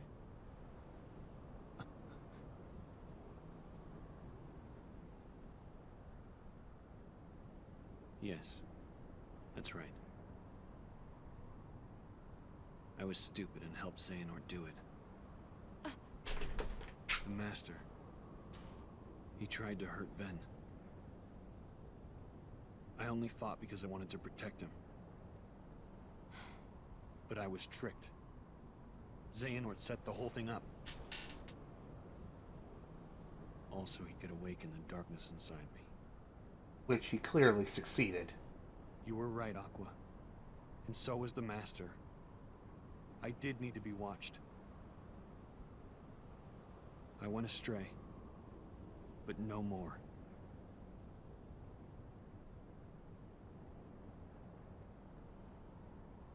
What else is darkness but hate and rage?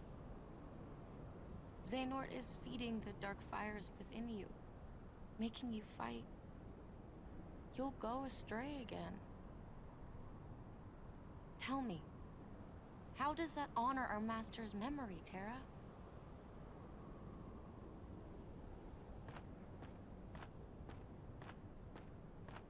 Hey guys, what's up? How's it hanging? I know, it ain't exactly Xehanort good right wants now. me and Vanitas to fight. And make some kind of keyblade. But the Master said we can't let that happen. And he tried to destroy me for it. Keyblade? I still don't know exactly what it is. But it scares me to death. Even just the thought of it. Relax, man. We're here, and we're gonna take care of you. I may have to fight Vanitas after all. If I do, guys, I want you to... The three of us can never be torn apart, alright? I'll always find a way. That's a nice sentiment and all, but your actions need to speak louder than your words. That's all I'm saying. I'm asking you, as a friend. Just put an end to me.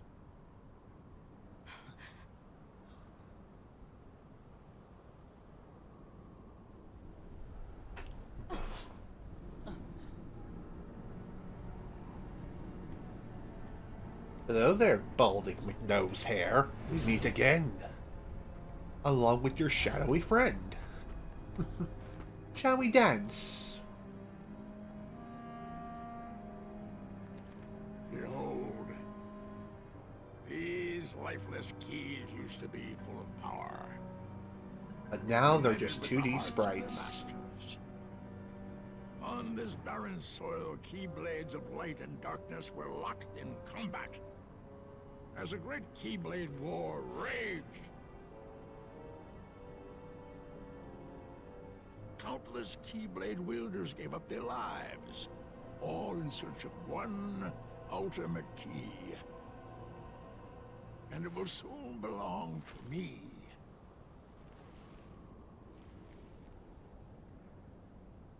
Keyblade.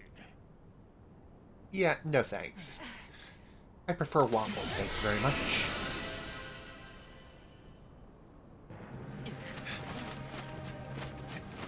Hey man, what the hell do you think you're doing charging in like a raging bull? Shouldn't we work together and deal with this old fart? That way we stand a better chance of doing so? No? Okay. Fair enough. Now, let's see what's gonna be happening. I don't even know what I'm saying anymore. But whatever's going on, it ain't good. Remember when Terra said that we can never be torn apart? Clearly, that was a bloody lie. You alright, Aqua?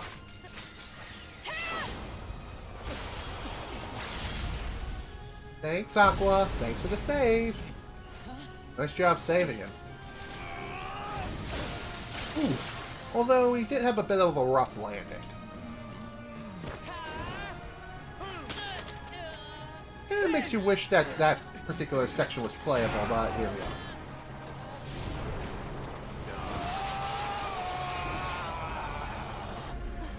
It also kind of makes you wonder if those keyblades were striking Terra the way that I'm thinking that they were striking. Where the hell is all the blood? Oh right, this is Kingdom Hearts. Blood isn't exactly much of a thing, but that most certainly is.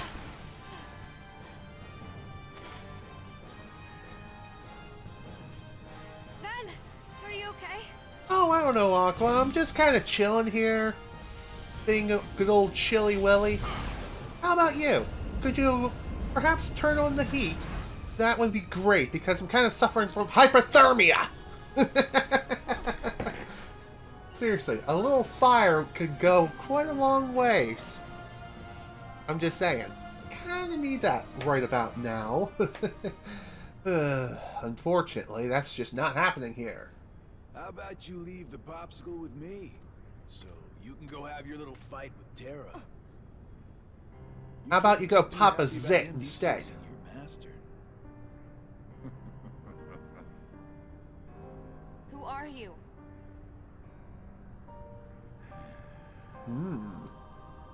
You think you two have got some grand role to play? As if. You're only here so that when I finish you off, Terra will succumb to the darkness. So, who wants to go first? Shut up! Oh, so this kiddo thinks he's a full-fledged keyblade wielder. He's got the angry look down. Yeah, but this guy definitely has the master of master looks, you know? Your mind games. It'll never work.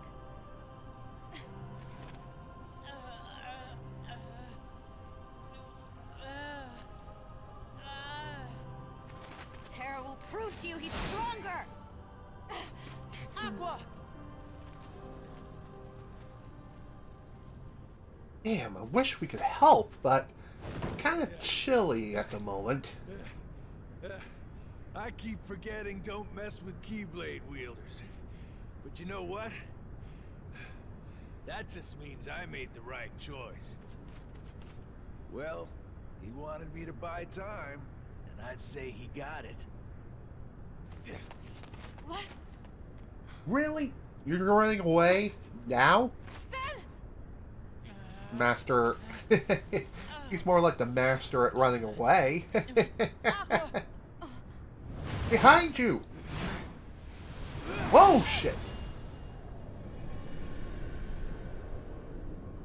Well, damn. This is a mess.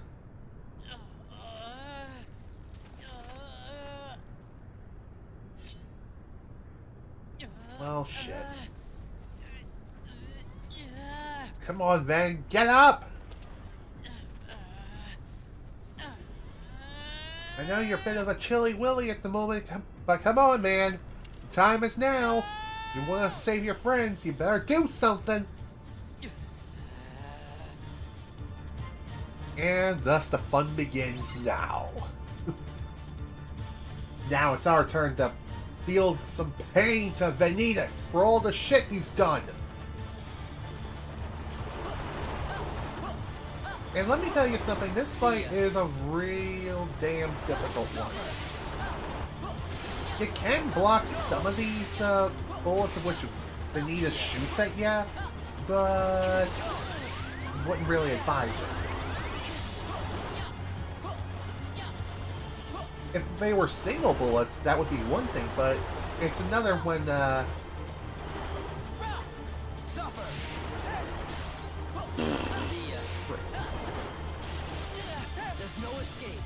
Are you sure about that? Because I'm pretty sure there is plenty of them escape. Yeah, escape from this life of mine. Dang it. Alright, let's give this another shot.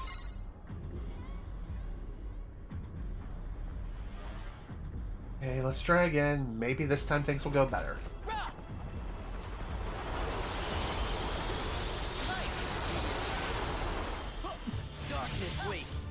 That was actually pretty good. Why didn't I do that in the first place? Because I'm dumb, that's why.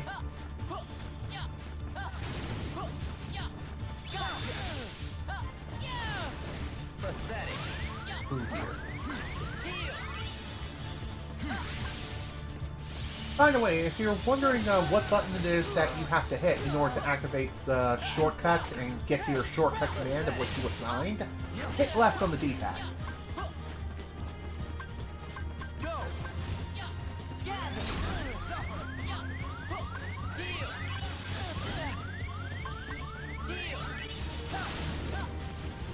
I gotta say, Vanitas really does hit like a damn freight train.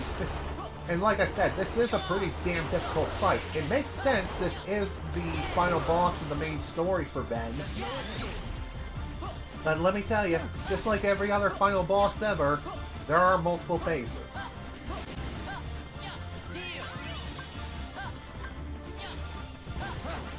Perhaps salvation will be the key here. I say as the attack whips again.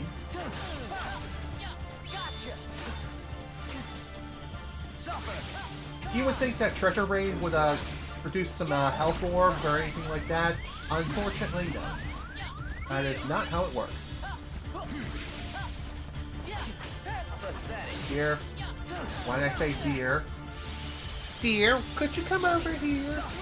Thank you. Thank you, dearie. Oh dear. God, how many times have I said dear in like the past 5 seconds? Okay, I'm gonna keep it on cure.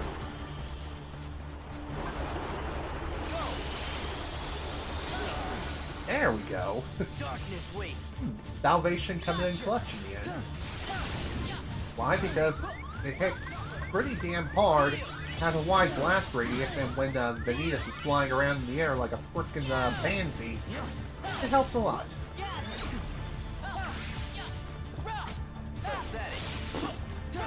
Dude, come on, go down already! Thank you! And that was close. Way too close for comfort.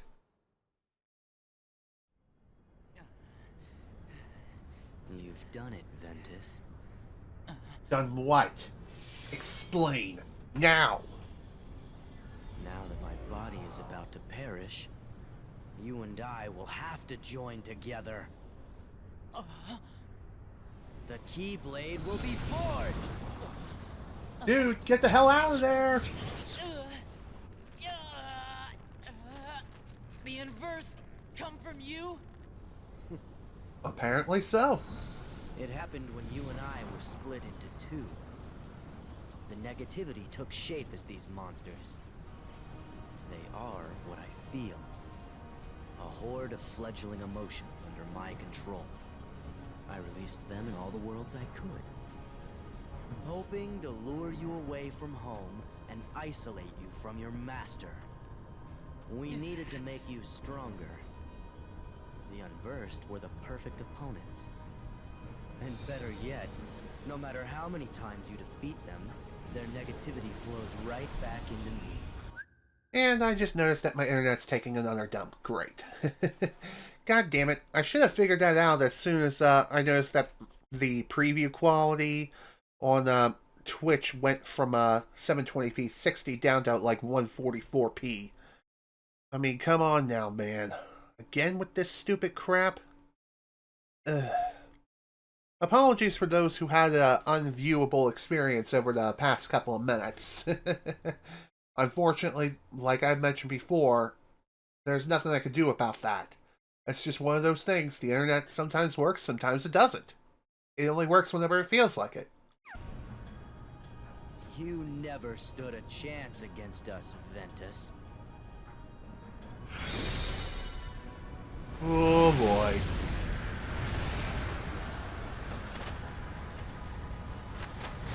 And thus Aqua died. The end. Just kidding. Great, now Ven is reenacting what Terra's going through currently. Oh boy. So much fun. It hurts. It hurts a lot.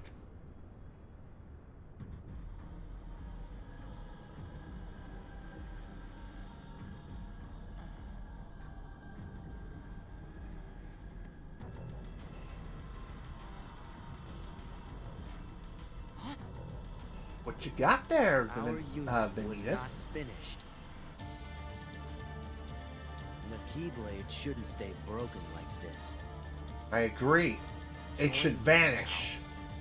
We can complete the keyblade. Yeah, let's not do that, okay? I've got a better idea. How about I destroy you both? Sounds good to me. The keyblade is made of your heart too, idiot. If you destroy it, your heart will vanish forever. I wouldn't say forever. Whatever it takes. Anything to save Terra and Aqua.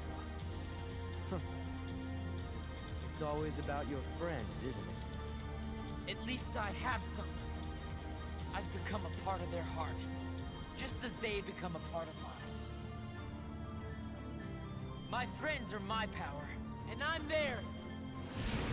Damn Skippy, Ven! We interrupt Kingdom Hearts Birth by Sleep to bring you Fairy Tail. And just like in Fairy Tail, we'll have to unleash the power of friendship in order to stop Vanitas once and for all. And this phase is a hell of a lot harder than the last one. That much is for certain.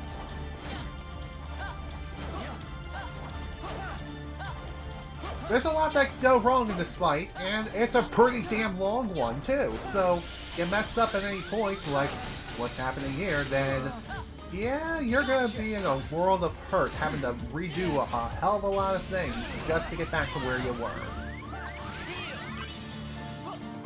So keep that in mind.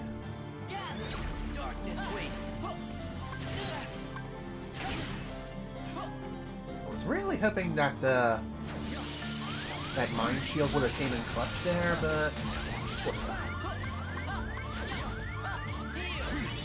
And somehow I did not die. Not yet, anyway.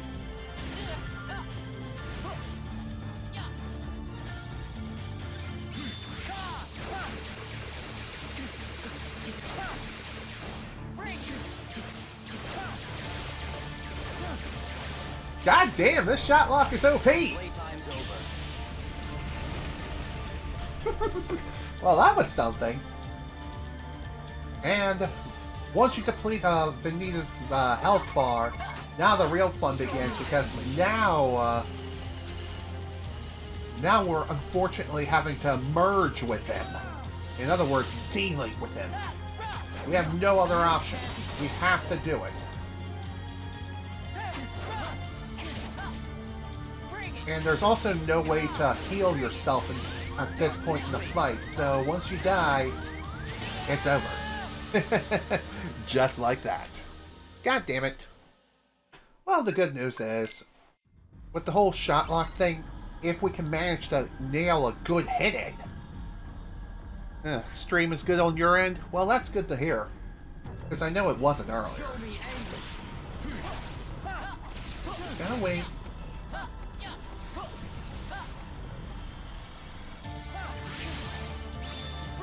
I'll do. If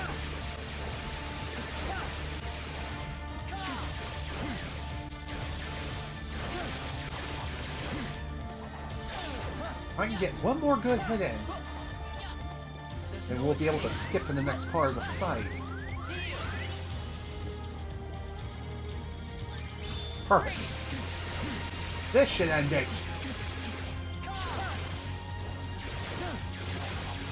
There we go. That's more like it. Playtime's over.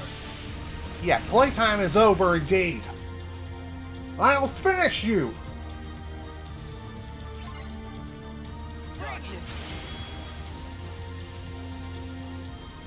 By the way, during this particular portion of the phase where you have to rotate the analog stick, follow the prompt exactly as it appears on screen. Doing so in any other way, you won't be able to complete the clash.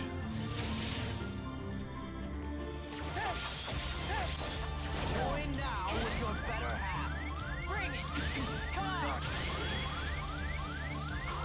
And by the way, in order to finish this phase, we need to fill up the D-gate, or yeah, the D-link gauge, and fill it completely before we end up dropping dead. Which is a lot easier said than done, as you can see.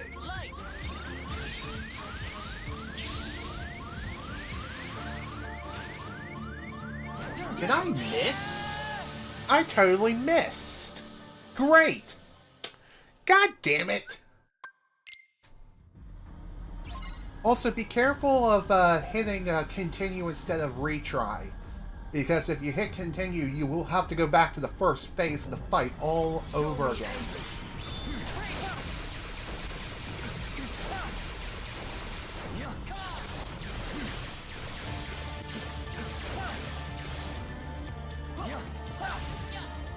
Honestly, I feel as though with shot locks, this fight does become a hell of a lot easier. Especially in comparison to Phase 1. That much is certain.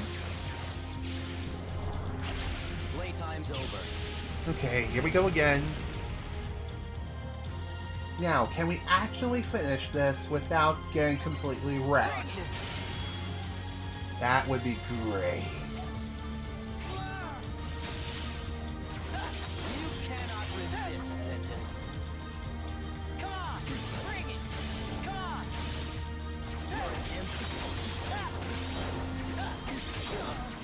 All the prompts. There we go. That's what I'm talking about. Already going a bit better than last time, that much is certain.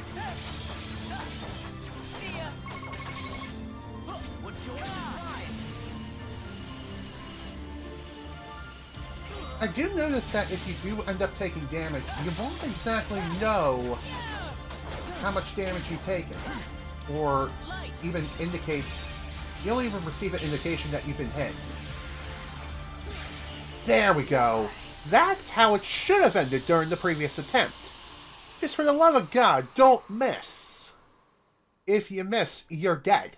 Plain and simple. Say goodbye to the ultimate keyblade, you jerk. You chump.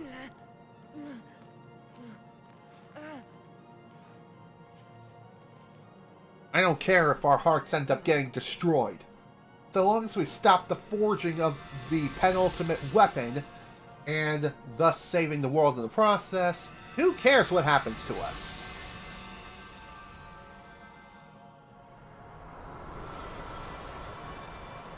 And bada bing, bada boom.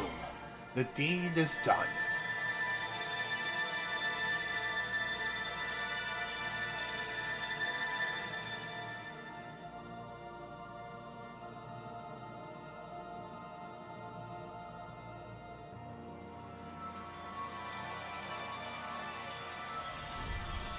So long, Ben. See you again within the next 10 years.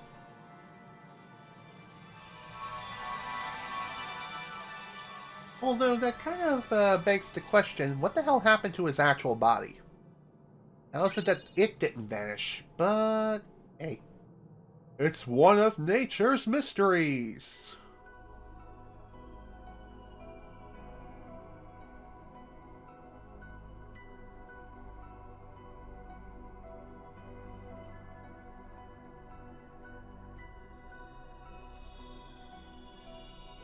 Hey, Mickey. Good to see you. Although, that kind of begs the question, how is it that you're able to breathe in space without any special equipment? Is this like the Adventures of Jimmy Neutron, where they can just breathe in space just because they can?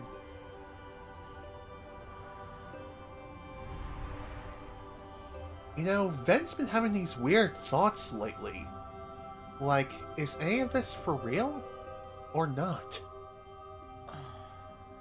It's so weird. This place. It looks incredible. In here. So warm.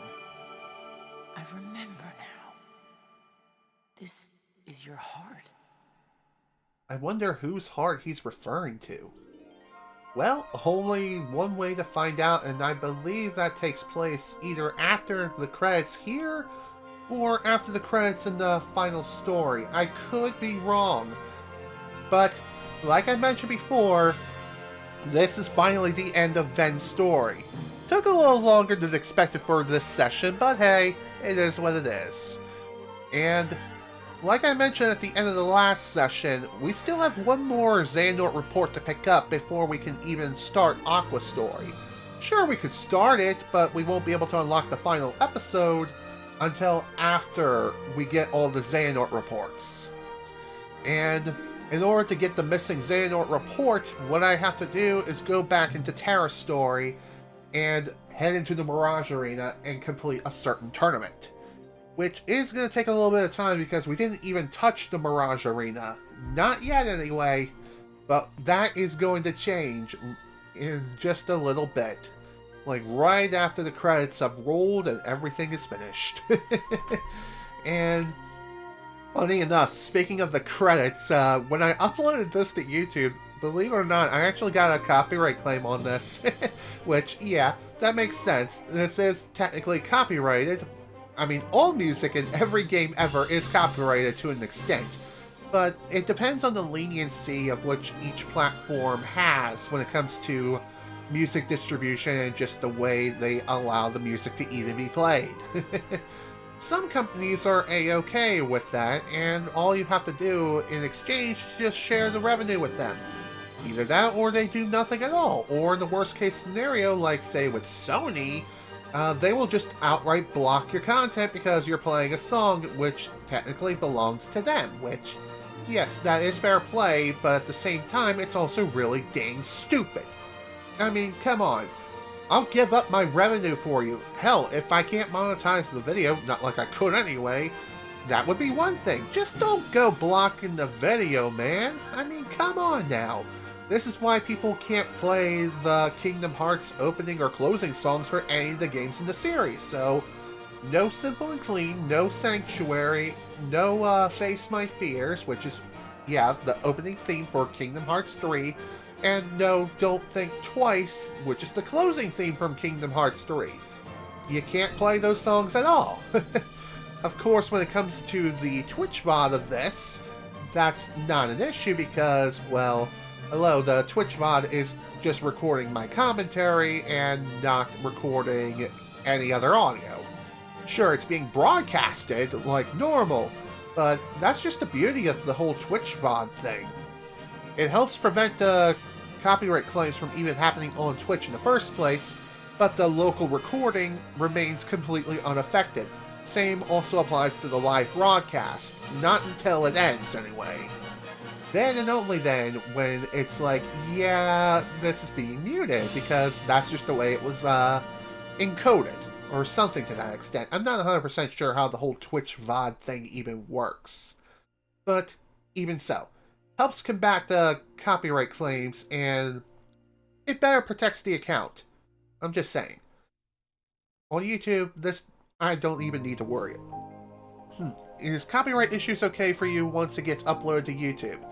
It depends on the claim, but for the most part, yes. Yes, it is. Most claims are just saying, hey, this company or these particular companies are the rights holders for Song X and Song Y, etc., etc. Just to let you know. Normally, it doesn't have any impact on the video whatsoever. A lot of the times, if I were monetizing the video on YouTube, it would just take a portion of the ad revenue. A rather large portion, but some of it nonetheless. In other words, I'm able to share the revenue with the rights holders. And sometimes it would just outright not allow me to monetize the video at all. Which, again, that's fine. Take the money. I don't care. I'm not in this for the money anyway. I'm just saying. Just don't go blocking the video. That's all I ask, okay? Okay.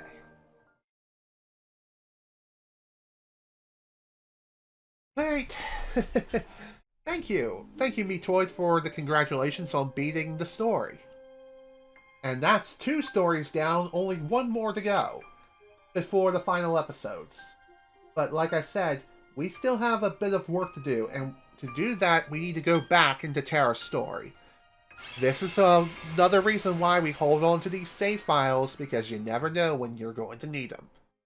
And honestly, they are all required in order to unlock the final episode anyway, so... Of course, before I get started with Terra and start doing his shindig, of course I'm going to go ahead and overwrite this save file made back on September the 9th, which it's kind of funny how this is almost a month old, but eh. Alright, now that's done, it's time to head off to our destination with Terra, which is going to be the Mirage Arena. But I just want to check something first before we begin. Secret reports, 2, 8, and 11. Yep, just as I thought. Alright, there's one more report, like I said, we need to pick up for Terra, and that is here within the Mirage Arena. So, let's dive on in. Welcome, everyone, to the Mirage Arena. This is going to be our first visit, and probably our only visit with Terra. Then again, maybe not. Because after I finish today's session, what I'm going to do is I'm going to be posting a poll on Twitter. And I'm also going to be posting a poll on my YouTube community tab as well. So, what is this poll? Well, I'll get into that in a minute. For now, the Mirage Arena. It features several modes. Arena mode, the command board, where you can just play the command board and any unlocked boards at your leisure, and customize the rules, or some of the rules, to your liking, and rumble racing. So, yeah, you can participate in more rumble races here. So, outside the initial race, there are some additional tracks that you can play too, which I will be showing off at the end of this playthrough once everything is all said and done. But our main focus for Terra right now is the arena mode. And upon entering the arena for the first time for every character, you get to customize your armor set. More or less, you can change the color of however you see fit. You can change it from its default color to make it more green, a bit more blue, or a bit more red. It really depends. You can make it super vibrant and super pretty, or you can just make it look absolutely putrid. It really depends on what you're feeling. It's entirely up to you however you wish to roll. It's like readjusting RGB values on like some sort of color scaling.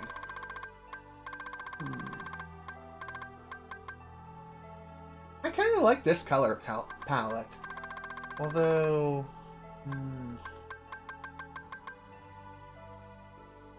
I think I may go with around the 60% mark. I'm gonna go with this. I'm gonna lock in this color. And I believe once you lock in a color, you can't change it. I could be wrong, though. Alright, let's talk to you. So, upon entering the arena and talking to this Moogle here, you can trade in Moogle medals, or just medals in general. How do you get more medals? By participating in more arena challenges, playing the command board from here specifically, and also partaking in rumble racing too. Although which method is the most efficient when it comes to getting medals, I believe it is the arena mode. But here, you'll be able to get your hands on some exclusive spells and abilities which can only be earned here in the arena. Such as the victory pose, which, yes, there's actually a trophy tied per character for getting the victory pose and actually using it. For moves such as these and confetti, fireworks, etc., they take up multiple slots. I believe 2 at the minimum and around 3 or 4 at the max. I believe it's 3 at the max. I could be wrong. You can also earn a Trinity limit here too. Okay, and this one takes up 3 slots. Neat.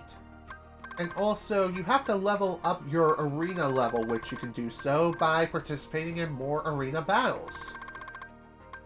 And here you'll also be able to get your hands on some crystals here. So if you're hunting down a certain crystal, then you can come here to get some medals, and bada bing, bada boom, get the crystal that you need and make the thing. Although, it's not exactly my favorite method of getting crystals. You can get it from beating regular enemies. Sure, it's a bit random, but even so, still nice to have. But you can also get your hands on some super powerful recipes here. And you can only get your hands on these recipes here in the Mirage Arena. So, yeah. Also, you can get your hands on some tickets. Let's see, a ticket for the Mirage Arena that lets you enter the Risky Riches event once, regardless of the arena level restriction. And this one is the same sort of thing, except it's a Sinister Sentinel. Okay, neat. Hello, the real Pillow. Welcome to the stream. Glad you can make it. You're just in time for the Mirage Arena with Terra. The reason why we're here is because we need to get ourselves a missing Xehanort report. And yeah, this is gonna be tough. Not gonna lie. So, yeah. And by the way, we just finished up Ven's story too. Anywho, what we need to do is we need to make our way through the arena mode with Terra and complete a certain number of tournaments before a particular one shows up. I don't remember the exact name of it, but I do remember the picture. And this one ain't it. Neither is this one or this one, for that matter. And by the way, when it comes to Kingdom Hearts Birth by Sleep Final Mix, I believe that there are some additional challenges that were added into the Final Mix version, which are more endgame / post-game challenges. And let me tell you something, when it comes to these challenges, you're going to be in for a rough time if you're completely unprepared.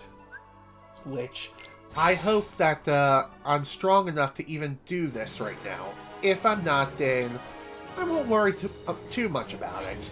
I can always do this in the next session. Which, I really don't want to hold off on doing so, but you never know.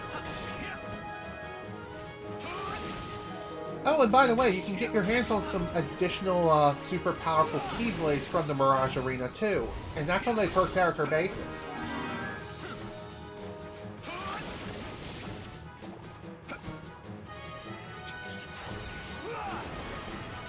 Well, that didn't quite work out. Oh well, it is what it is. No biggie.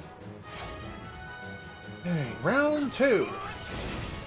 One more thing too, when it comes to the Mirage Arena. I could be wrong on this, but I think the original PlayStation Portable releases of Kingdom Hearts Birth by Sleep and Birth by Sleep Final Mix had online multiplayer.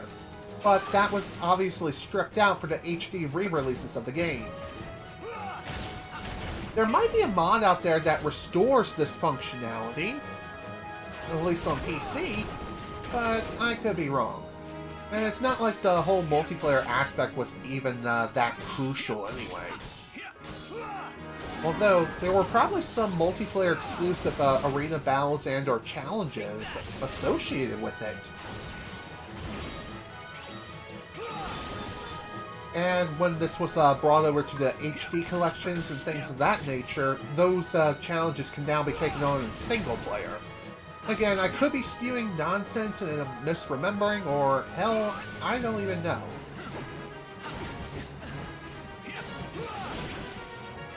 I'm not 100% sure how different the Mirage Arena is in comparison to the HD re-releases of the game or the original PlayStation Portable release.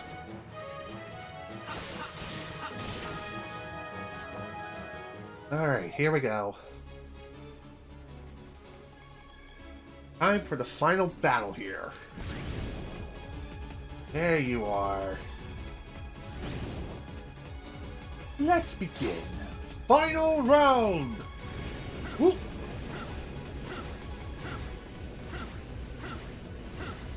So, another thing worth mentioning too is, like I mentioned, these battles with the arena are extremely tough. Like, these should, you should not take this on as soon as you get access to the Mirage Arena. You should wait until post-game. Oh shoot. Oh snooky, snoopity. I don't even know what I'm saying anymore. Who cares? It's dead. Shotlocks OP, I love it. Oh dear. Internet's taking another dump. Great. Alright. Crisis averted. Nice. Alright. Fought our way through Day of Reckoning in arena mode and increased our arena level. Neato. We also earned a few medals too for our trouble. That is awesome.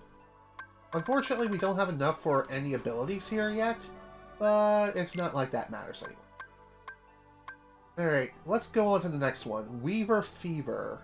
4 rounds, bonus challenge. Each arena battle has its own challenges, and if you manage to complete the bonus challenge, you'll gain some additional medals too. Excuse me, so keep that in mind. Practice makes perfect. Perform a combined total of at least 8 style changes and shot locks. Interesting. I'm not worried about the whole bonus thing. Honestly, I'm just here to win the bacon. I'm here to win the chicken dinner, gosh dang it. Okay. Okay, let's save the shot locks and not be an idiot. Oh, and by the way, if you couldn't tell, each arena battle challenge features its own exclusive arena. It depends on which challenge that you're taking on. And one really nice thing about the arena challenges is that this is a pretty good place to go to level up and stuff. Granted, you're going to be dealing with some high-level enemies, and if you manage to defeat even one of them, then you will be able to keep the experience that you gained. Although, it makes you wonder, if you end up losing overall, do you also lose the experience that you gain, or do you get to keep it? Because I'm pretty sure this is a highish, lowish stakes sort of thing where you don't have to worry too much about whether or not you're going to die. Sure, dying is still possible, yes. But, even so, dying is not the worst thing ever. It just means that you need to get stronger. And you'll also have to restart the arena battle as well, so that's something else to keep in mind.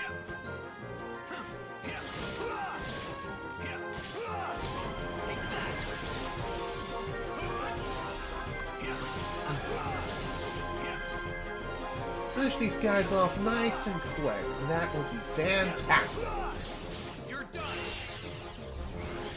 Well, that was a waste of that.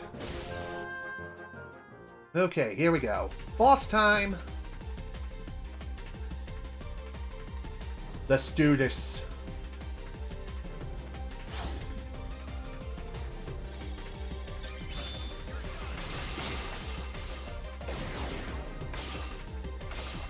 Can we hit the thing, please?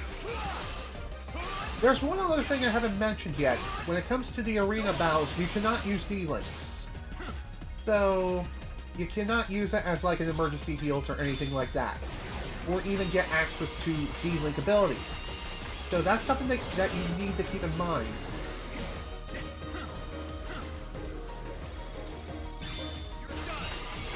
I'm surprised I managed to get that off in time.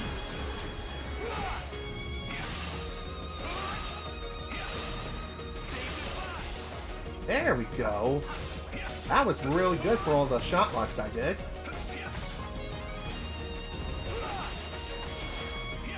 There we go. Boss down and maximum HP increased. Sweet.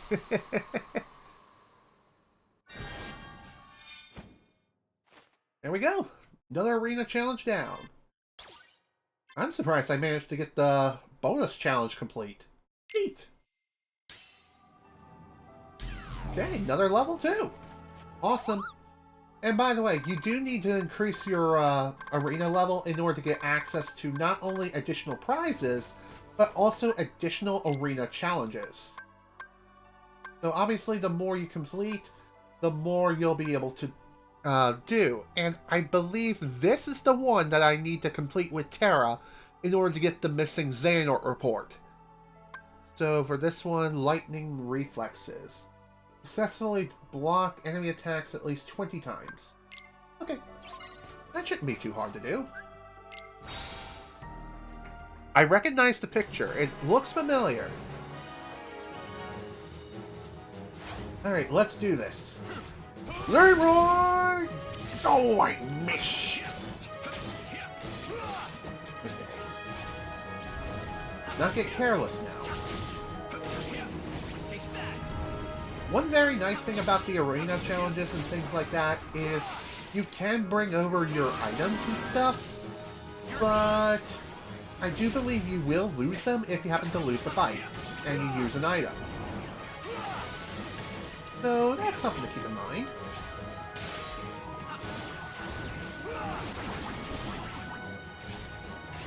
Nice. I know Terra's not exactly Mr. Magic Man, but his magic can be pretty good at times. Not always, but still, pretty good. Nowhere near as powerful as Aqua and her spells, because, well, she is the spellbending mage. Even so, just saying. Who needs to block when you've got a gigantic key to whack someone upside the head, you know?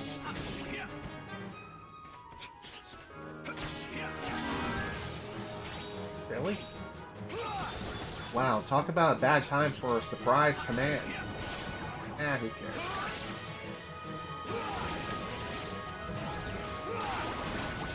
So, one other thing worth mentioning too is when it comes to the arena challenges, definitely bring your best moves and your best deck. I'm just saying, put away the experimental deck and just unleash hell. Unleash the cheese. Be dangerously cheesy. Trust me, you're going to need to do it. Because each and every single one of these challenges lasts multiple rounds. And you don't exactly know how long these rounds will last. Sometimes they'll last a short amount of time, or they could last 2,000 years. It really depends on the challenge itself and what you have to do, and what enemies show up.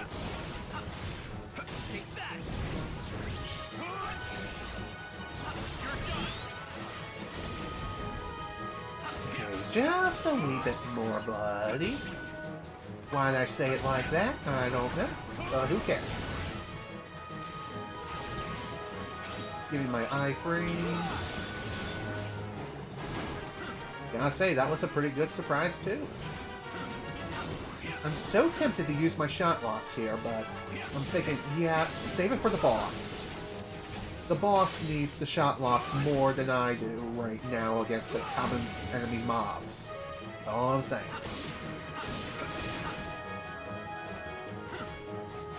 Perfect. He went boom, and we teleported to the next round. And also, another thing is, if you're playing this on the PlayStation 3, the load times are definitely going to get real annoying here, transitioning from one round to another. And it stings even more if you end up losing and you have to restart the entire arena challenge.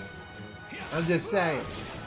Thank God load times were next to eliminated on PS4 onwards, minus the Switch. I'm just saying, because the Switch uses the power of the cloud to run the games, which is stupid. Like I mentioned before, with Kingdom Hearts 3, I understand because it's Unreal Engine 4, and that is a very demanding engine. So, yeah, if you can't run the game efficiently on Unreal Engine 4 on the Switch, then cloud utilizing the power of the cloud is not exactly the worst idea imaginable. Although I find it to be incredibly lazy.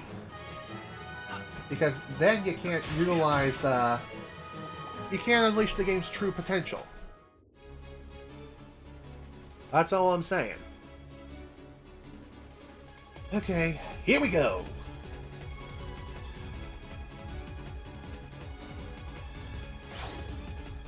Iron Prisoner 2. Or Iron Imprisoner 2, rather.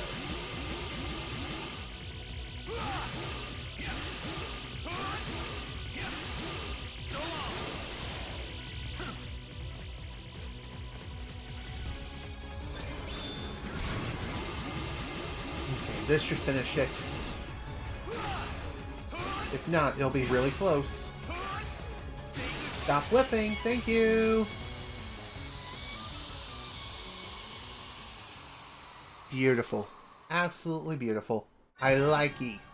I like E like that. Okay. Didn't get the bonus challenge, but that's okay. And there it is, Xehanort Report number 5. AKA the missing Xehanort Report. That means we're done here! We're done here for now. Not until we actually finish the game. And I mean finish it completely. So, yay! Now we get to actually start Aqua's story. So with that, let's go ahead and save the game with Terra, return to the title screen, and actually start. Let's actually start Terra's, not Terra, but Aqua's story, rather. Wait, why did I do that? I meant to select title screen. Beautiful. Okay. Okay, can't be playing that now, okay? Although, with the whole Twitch VOD thing, I can, but at the same time, not so much on YouTube. Alright, critical mode, vibration on, and yes, we're going to skip the intro and the tutorial, so we can jump into the final main character's story. And that, of course, ladies and gentlemen, is the one, the only, Aqua Laguna, aka Aqua.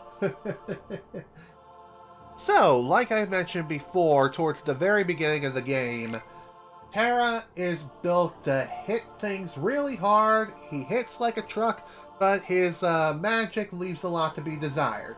Ventus is the balanced one. He's a jack of all trades, but a master of none. Finally, Aqua. She has very nimble mobility. It has incredible magic power, but she's about as frail as rice paper, and her physical attacks leave a lot to be desired. Oh boy. Aqua's story is definitely going to be the most interesting out of the 3, because in my opinion she has the hardest story out of all 3 characters. Again, that's entirely my opinion though. So with that in mind, let us begin. We'll probably just get through the first world or 2, and then we'll call it a session, but we'll see how things play out first.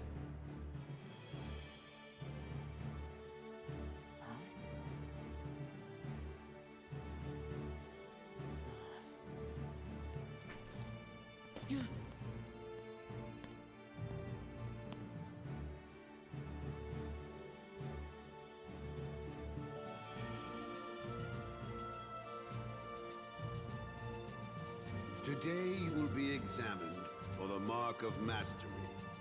Not one, but 2 of the Keyblades chosen stand here as candidates. But this is neither a competition nor a battle for supremacy. Not a test of wills, but a test of heart. Both of you may prevail, or neither. But I am sure our guest, Master Xehanort, did not travel all this way to see our youngest prospects in years fall short of the mark. I trust you are ready. Yes. Then let the examination begin.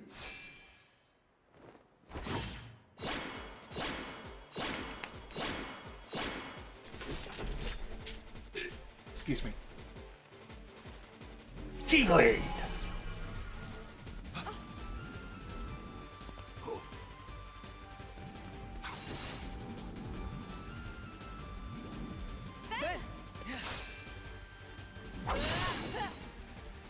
Don't worry about me. You two focus on the exam. That we will do. You're in danger here. Go wait in your room. No way. I've been looking forward to this. Seeing you two become masters. I'm not gonna miss it now. He can take care of himself. He's been out there training just as hard as us. Yeah. Hell yeah. Stay sharp, Van. Okay. Alright. Time to whack around some balls of lights shrouded in darkness. This time we get to do it as Aqua Laguna. Won't that be fun? And like I said, Aqua excels in magic, above all else. When it comes to her regular physical attacks, yeah, not exactly great. And like I mentioned earlier, she is incredibly frail. In other words, she goes down super easily, so if she ends up getting surrounded by a mob, she will be destroyed in a matter of seconds. About as destroyed as Ben's trust in Master Ericus. I'm just saying. Nice thunder. Thunderstack! There we go. All done there. No prob.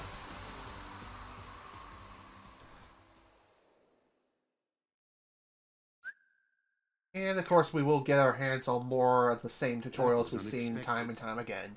But one must keep a still heart even in the most trying of circumstances. It was an excellent test, one I chose to let unfold.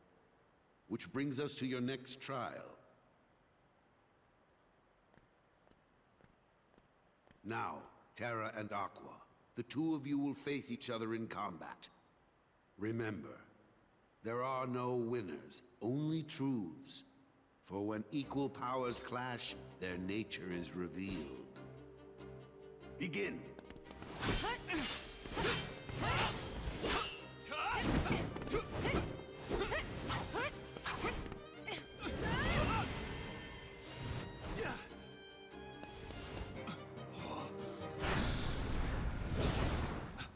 Go again.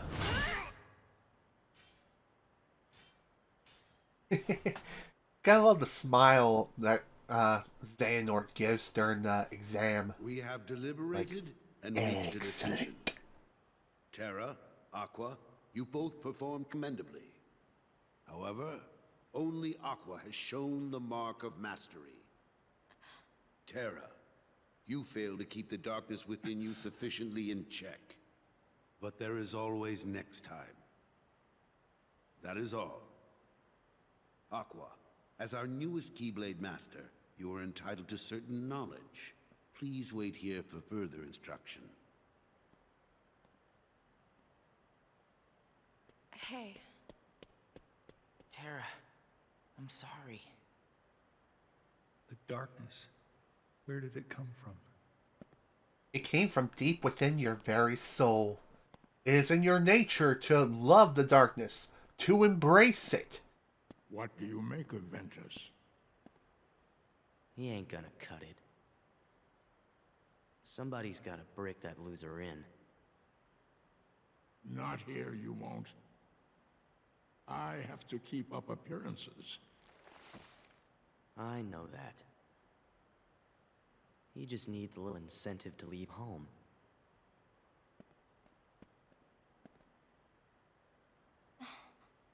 Sorry. But I need some time alone.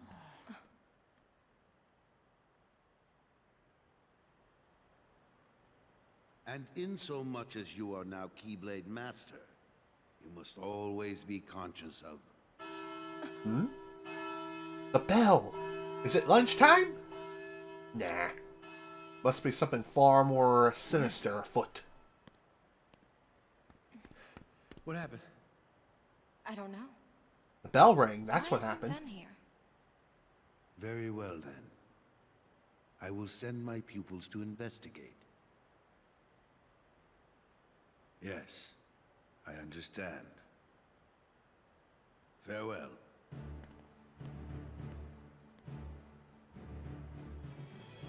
That was my dear old friend Yen Sid. As you know, he is master no more, but he still keeps a close eye on the tides of light and darkness. His counsel serves as signposts on the road we wielders of the Keyblade must walk.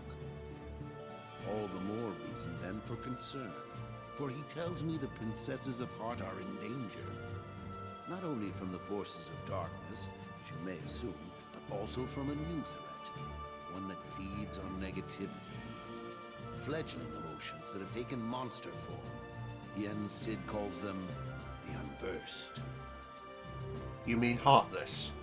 As wielders Unvoiced. of the Keyblade, you are tasked with striking down any who would upset the balance of light and darkness. The unversed are no exception. I tried to pass this news on to Master Xehanort, but my repeated attempts to reach him have failed. I doubt there is any connection, and yet this all troubles me. Master Xehanort is gone? Seems sussy. So here we are. I need you two to get this situation under control. Eliminate the unversed, and find Master Xehanort. I have unlocked the lanes between. You may use these forbidden pathways to travel between this world and countless others.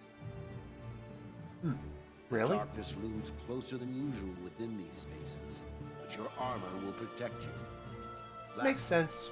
Remember that order must be kept. You cannot tell anyone there are other worlds. Now go, and fulfill your duty. Yes, sir. Terra, consider this an opportunity. A second chance for you to change my mind. What? You must know, I care for you like my own son. If I could have my way, I would name you Master in a second.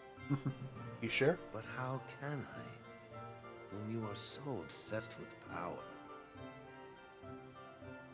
Terra, you mustn't be afraid of losing. Fear leads to obsession with power, and obsession beckons the darkness. You must never forget.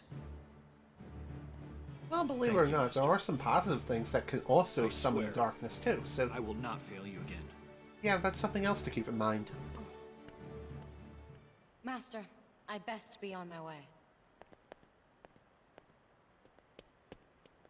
Wait, Aqua. Before you depart, I have one other, well, call it a request of the utmost priority. Yes? I told Terra this could be a second chance to show the mark of mastery, and I meant it. However, that flicker of darkness he displayed during the examination, I can sense it runs very deep. If those powers were to prove too much for him to handle, I want you to bring him back to me at once. It's for his own good. He could not bear to lose any of you to the darkness. Of course. I would never let that happen. I promise you I will bring Terra back.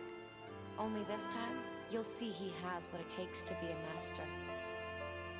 There you go, Aqua. We need to stand up for him.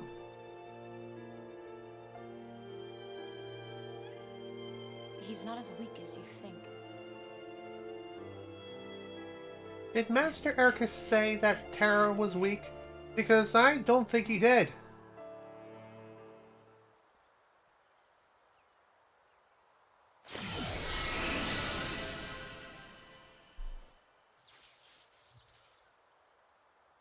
And my pants are so tight around my stomach.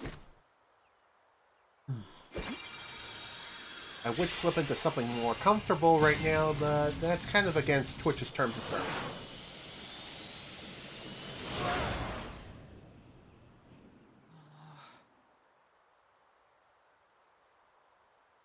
Yeah.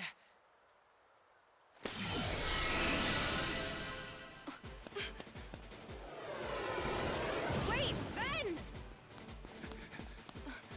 No, he mustn't. Although that kind of begs the question, Ericus, why'd you give him... You have to bring him back. Don't worry, Master. Don't worry. It's not like we're going to go on this massive adventure across many different worlds, searching for Ven and Terra and things like that. No way. It's just a simple one and done sort of thing, you know? Right? No, of course not. That would be too easy. And there would be no game otherwise. Anywho. More repeat tutorials of D-Links and things like that. We don't need to see this stuff again, okay? Okay. And of course we re-unlock the command board for the land of departure. And looks like we only have one choice of a world that we can explore right now. And I know we are getting close to the 3-hour mark, but honestly, I think we can go ahead and complete this world. Sure, we're going to be going into a bit of overtime here, but that's alright with me. It's not like I have things to do after this. Alright, let's head back into the Castle of Dreams just one more time. Once more with feeling. And I was going to quote some lyrics from the song Bibbidi Boppidi Boo, but I kind of forgot what a lot of the lyrics were. Not like I'm all that familiar with the song in the first place.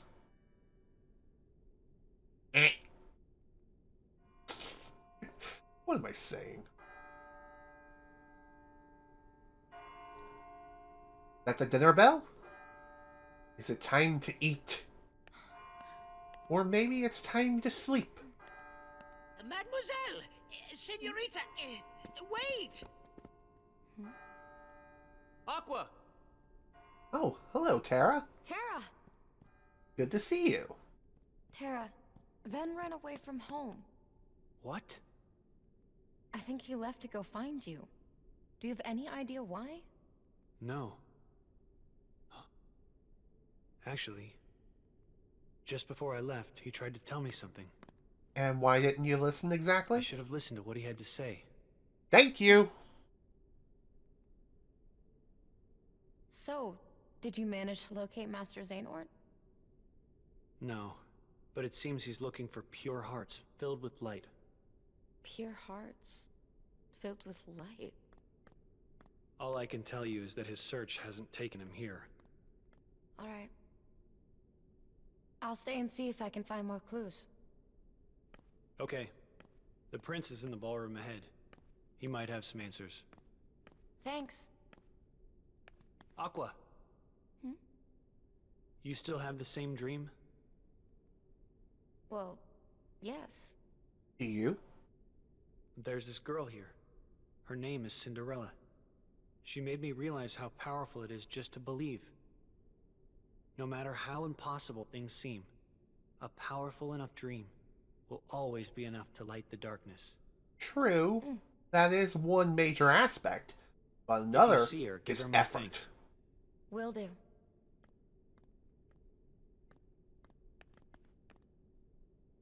He'll be alright. He won't give in to it. Damn straight. He most certainly will not give in to the darkness. At least not easily. Alright. And of course, I gotta readjust the camera too, because, up and down is flipped. Oh, great. Alrighty, cool.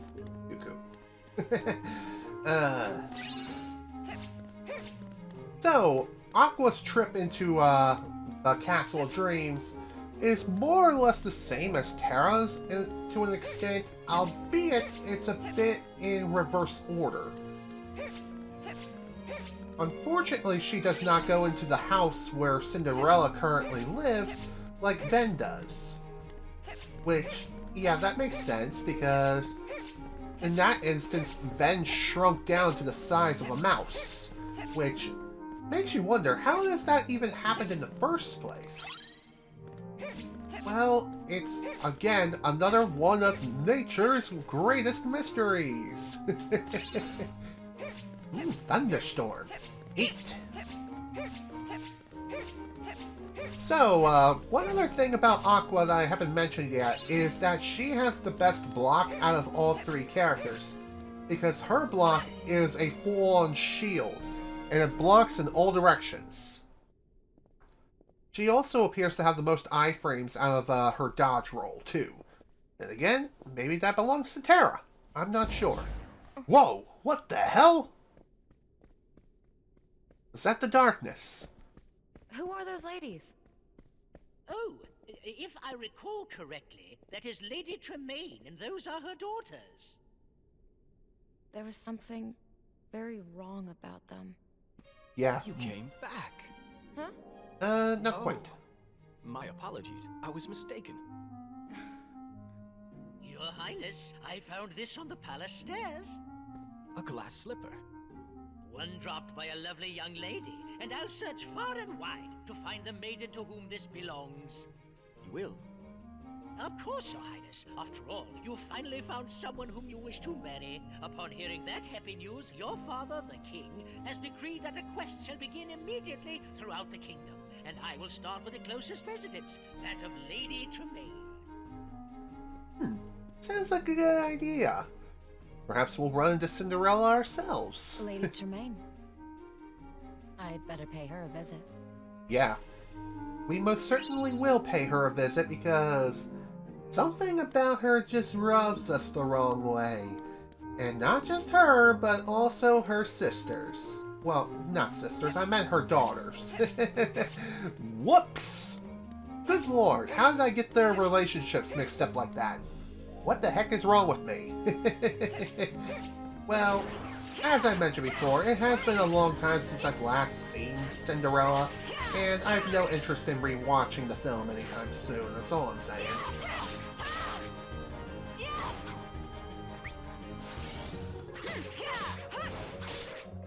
Well, since we have our D-Links active, or available rather, might as well use them. Might as well use them while we have them. And yeah, definitely a good idea. That's all I'm saying. Because otherwise, Aqua is gonna be, she's gonna be squished. And seeing her squished is not exactly a good time.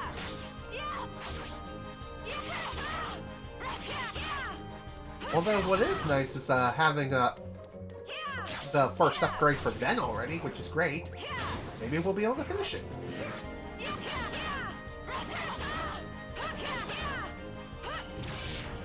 See what I mean about Aqua's block being the best one? Unlike Ven and Terra, where you have to face the enemy in order to even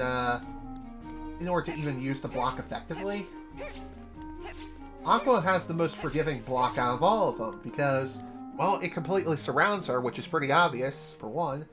And two, it blocks a lot of things.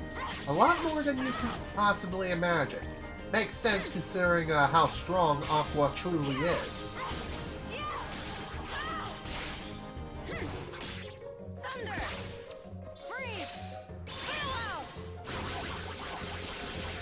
Also, Spellweaver is Aqua's signature command style. For those of you who have played Kingdom Hearts 0.2, A Fragmentary Passage, you know exactly what I'm talking about.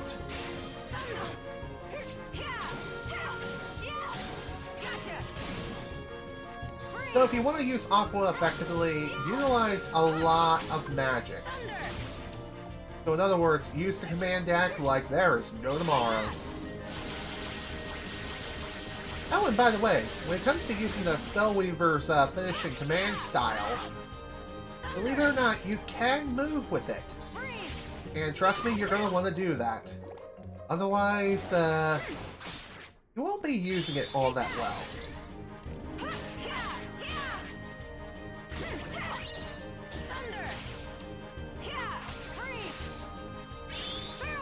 There you go, sit down, son.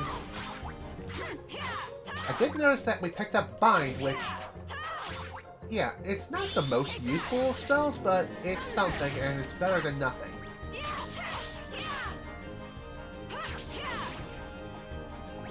Are we almost done here?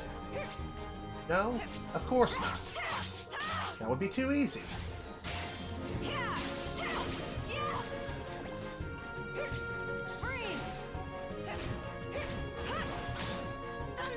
There you go.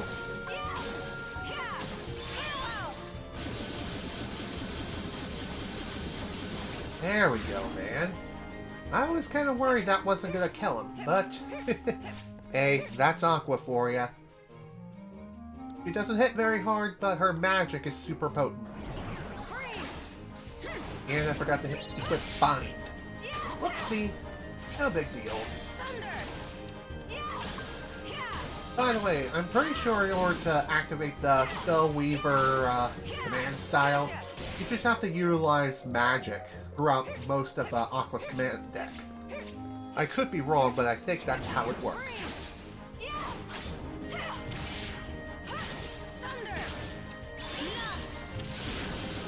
One very nice thing about Spellweaver too is that upon activating its finisher, you get a lot of iframes, like throughout the entire duration of a move.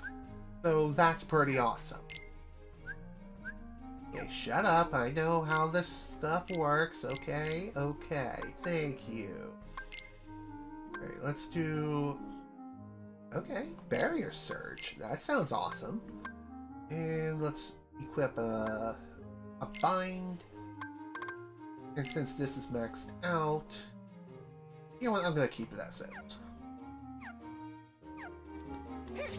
I would meld a command, but I don't think I have any melding crystals to begin with. Then again, I probably do have at least one or two, but I'd rather hold on to what I have for the time being. Just until I can get my hands on some better abilities. I wonder, can I jump on this and get the sticker? No, of course not. It acts as an invisible wall. Why? I don't get it. It's dumb. Do not ask questions. Alright. And as is tradition, since we are playing as a new character, of course we are going to be saving in a brand new save slot. So, yeah, that's kind of needed if you want to unlock the final episode of the game.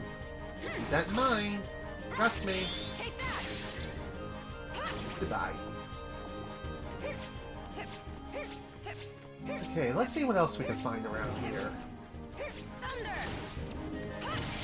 By the way, for those of you who are wondering why there's them cartwheeling around at the speed of sound with Aqua, the reason for that is simple, because it's the fastest way of getting around.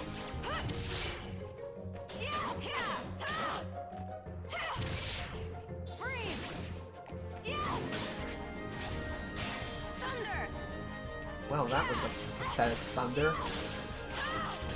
There we go. Nice level up. Love seeing that. Now then, can we finish leveling up Vanitas' D-Link before we exit out of the area? That'd be awesome. I definitely love the additional attack haste which Vang gets at D-Link level 2. That's for certain. I kinda wish that was the default attack speed. Even if you don't deal as much damage, that would be pretty damn sweet. But that's just me. Of course, I deactivate the D-Link, thinking that there weren't going to be any more enemies that were going to show up, but... well, it is what it is.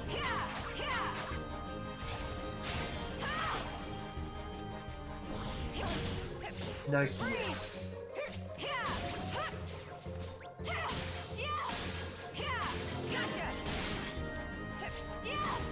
There we go.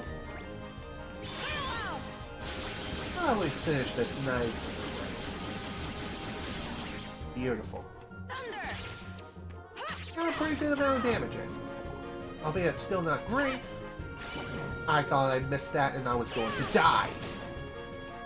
And let me tell you something about Aqua, folks. Like I said, she is incredibly frail. And even at near max HP, a single hit from a big enemy such as the ones that I just defeated, that guy can one-shot Aqua on critical difficulty. And I'm pretty sure he can also one-shot her on Proud mode as well. I could be wrong. Maybe it's a two-shot. Still, just saying, he's still super dangerous, regardless of that fact.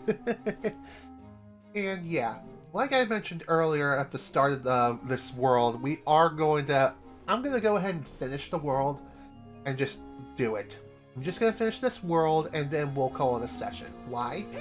Because I want to make some progress, gosh dang it. For one. Two, the end of Ven's story took a little longer than expected, just because Vanitas was just being a freaking jerkwad. And also having to make a quick pit stop into the Mirage Arena to get the missing Xehanort Report for Terra, which thankfully didn't take as long as I was expecting it to. Honestly, I thought I was going to be there for a lot longer, and I thought the challenge was going to be much later down the line, but thankfully that was not the case. It was only the third challenge.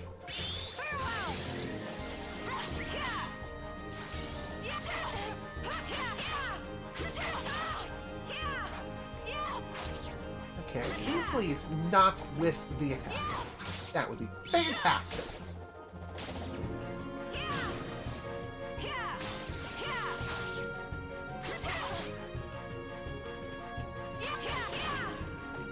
I thought I had arrow active, but I probably ended up whiffing.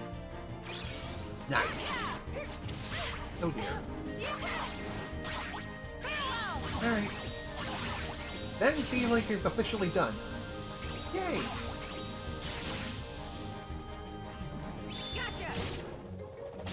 Oh dear.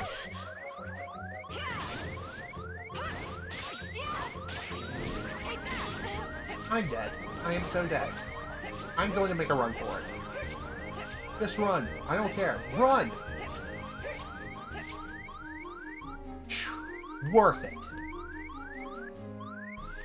Don't worry, the sirens of being at low health is gonna go away real soon, okay? I know I've been annoying people with that, but hey, what can I say? Sometimes it's better to run and live to fight another day. Whoa, hi. How you doing, buddy?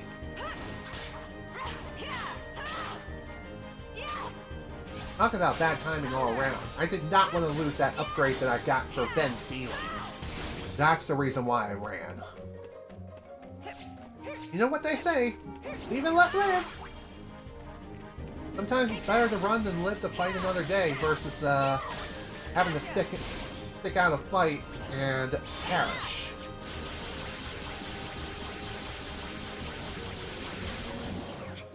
Kinda wish that worked a little bit better, but it will in time. That much I know is a fact. These things take time to blossom and level up and get stronger.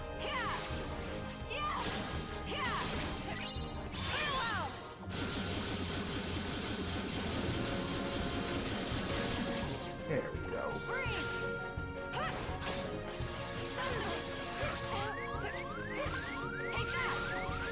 Oh dear.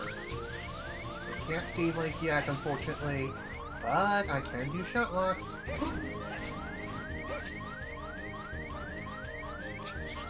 Oh, hi. How you doing, buddy? Please, get the hell down. I thought I mistimed that badly. One other unfortunate thing about Aqua when you're first starting out with her is she does not start with any items whatsoever, so... Although, then again, you probably didn't start with items in the first place with any of the characters, and I'm probably misremembering. Which, that wouldn't be surprising in the least bit.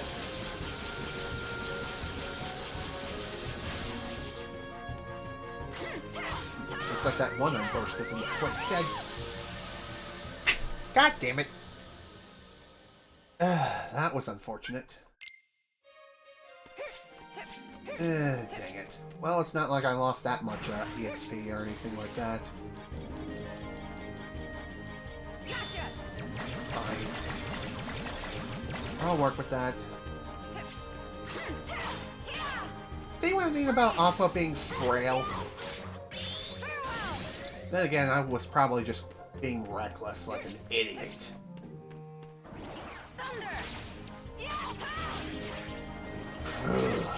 Jeez. This is gonna be a hell of a rough playthrough, that much is certain. But that's Aqua for you. She may hit like a truck when it comes to magic, but damn, she certainly cannot take a punch. She does not know how to fight like a man. Instead, she fights like a girl, if that wasn't obvious.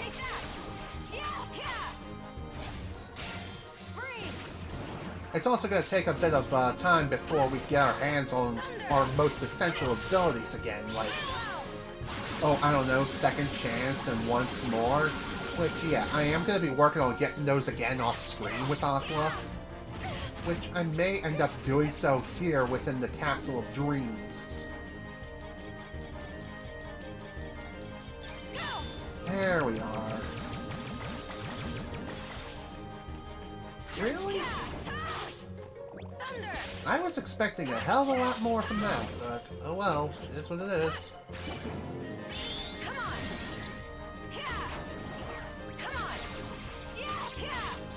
Okay, let's actually not die this time. That would be cool.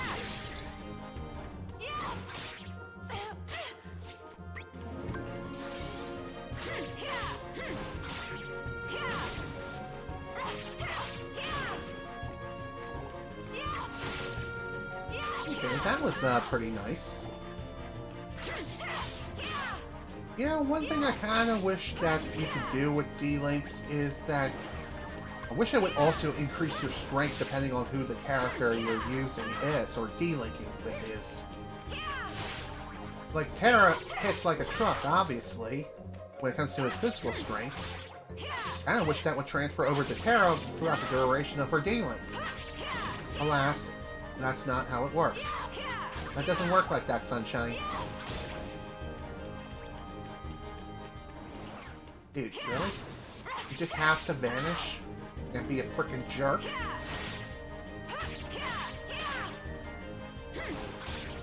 Trust me, folks, this is worth it.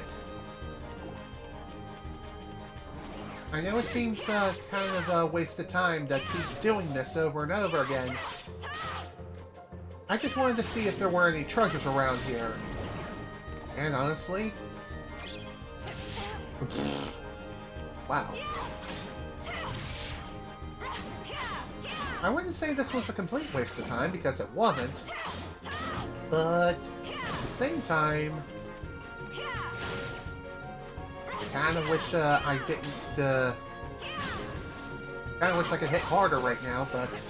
we will in time. We most certainly will in time.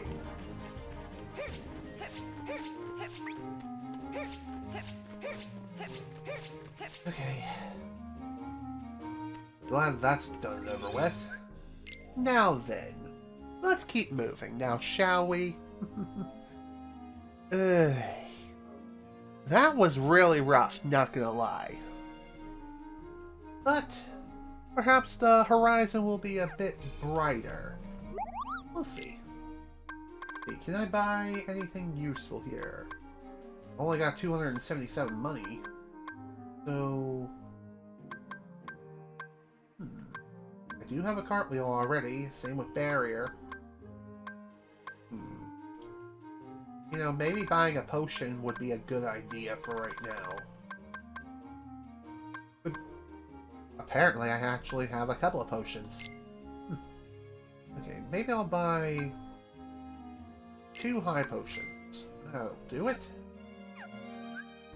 Now then. I'm gonna go ahead and swap out a couple of things in here. Go with the high potion for this. Reorder. Put you down at the bottom. Beautiful. And as far as what we're going to switch this out with, let's see. I think I'll go with slow, because being slow is honestly pretty good. I could meld some commands, which, you know, I think I'm gonna do just that. But before I do, I am gonna go ahead and save progress, although I don't really have any abilities right now. Although maybe I can get lucky and magically summon the almighty second chance or once more out of my first meld. That would be awesome. Alright, let's go with Quick Blitz and Blizzard. And let's see. I'm gonna go with the Soothing Crystal. So, Item Boost. Item Boost plus Blizzard Edge. Not sure how I feel about that. But it is a new ability nonetheless. Can I meld anything else? No, not at the moment, unfortunately. Item Boost can be helpful for early game, that much is certain. Yes, I know how abilities work. Shut it. Shove it in the frickin' trash can. Okay, let's see. Item Boost increases the effectiveness of recovery items. Okay. Again, pretty nice. Not perfect. Not terrible, but not impressive. I think I'm gonna need more of a pulsing crystal if I want to get Second Chancer once more. Then again, I could be completely wrong. But I think that's the groups of which those particular abilities lie within. Alright. Why do I keep saying alright? Like, alrighty, ladies and gentlemen, let's boogie down, I guess. Who cares? Magic recipe. Not like I really need anything like this. But still, it's nice to have. You honor our humble home, my lord. Quite so. May I present my daughters, Grisella and Anastasia? As I feared, there's darkness here. Wait! Hmm? Who's that? It's dangerous to fight the darkness with light, my dear. Why, hello there. Who are you? Cinderella's fairy godmother. I appear to those who believe that dreams come true. Then I'm honored. But why would you advise me not to fight darkness with light? Strong rays of sun create dark shadows. Sadly, Lady Tremaine and both her daughters are jealous of Cinderella's charm and beauty. Qualities that appear to you as light. Jealousy is darkness. Light and dark go hand in hand. You can't have one without the other. Very true. Then, what should I do? It's quite simple, dear. One of Cinderella's friends is trying very hard to keep her light from fading. I want you to join little Jacques and help him. I can do that. You'll need a bit of my magic to help, Jacques. Come back and see me when you're ready. Okay. So this is how it is that Ven shrunk down to the size of a mouse and got into the house, you know? That's how he became so small! It's all thanks to the fairy godmother and her magic. Makes sense. Makes perfect sense. It's Disney magic for you, folks. That's all there is to it. Don't question it. Although it does make me question why it is that this conversation takes the frame rate back down to 30 FPS as opposed to 60, but whatever. Mods fix it. On PC.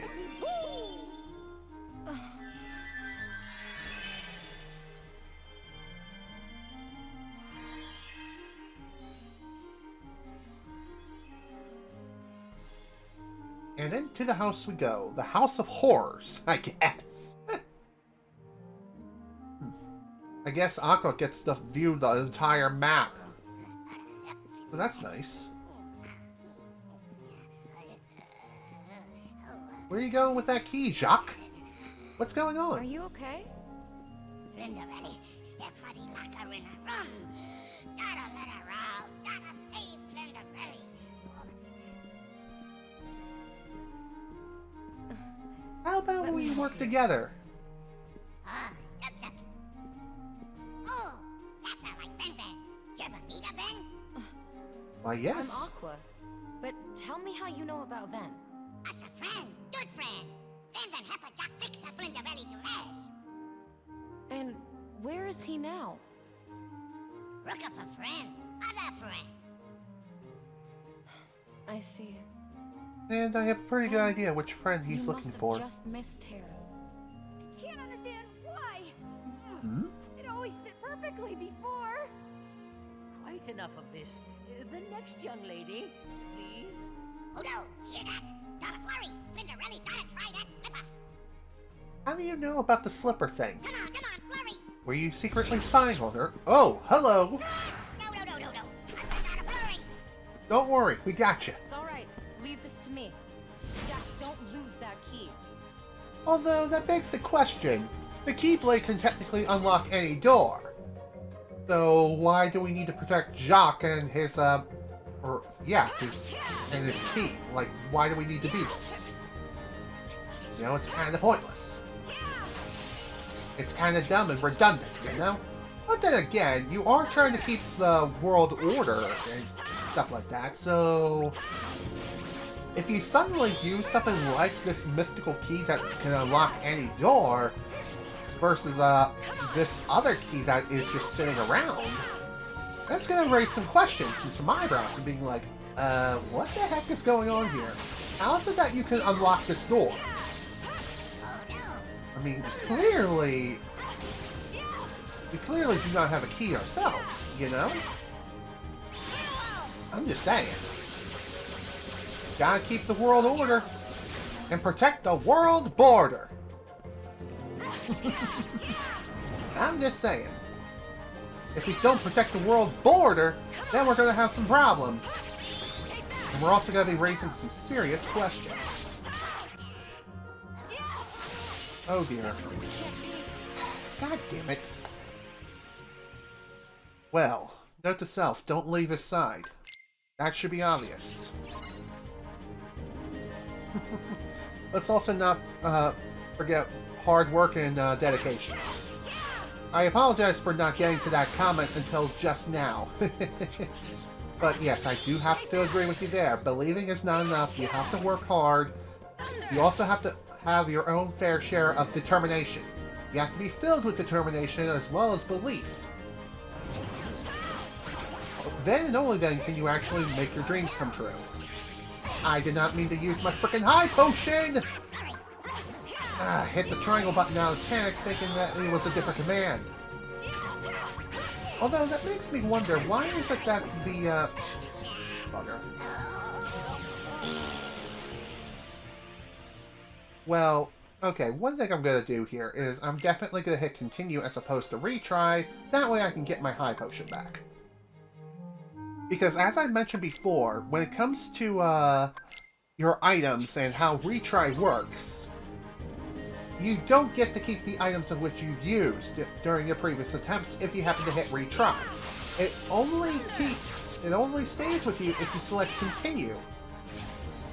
And since we don't have access to cure right now, which we'll probably get after we finish this world, yeah, items are kind of important. They are literal lifeblood and prevents us from kicking the bucket a bit too soon. Come on, Jacques, move your ass!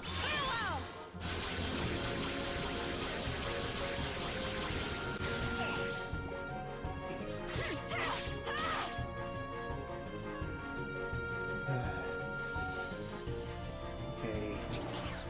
So when it comes to this freaking escort mission, you definitely want to stick to Jacques as much as possible, and if the enemy appears a bit too far away from him, just ignore them. It's not like they can shoot him.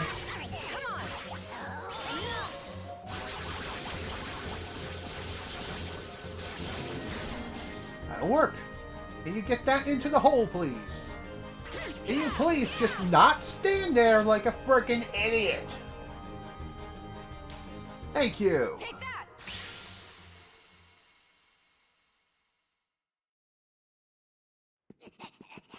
Why isn't Gus with Jacques right now? In the movie, they were together holding the key. That's because Gus is not in Birth by Sleep. Why? I don't know. Basically, every single character, aside from Jacques and Cinderella, are in, they're in Birth by Sleep. And honestly, I'm okay with it. You're welcome.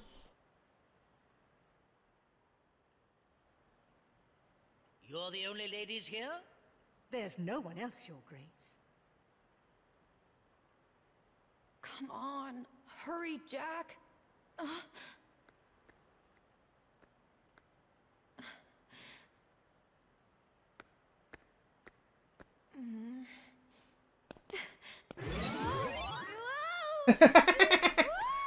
Oh dear! Ow! Talk about a rough landing. I definitely agree with you there, Super Colex. It really doesn't make a whole lot of sense. But that is a bit of a trope within the Kingdom Hearts games, aside from Kingdom Hearts 3. I tried on the glass slipper.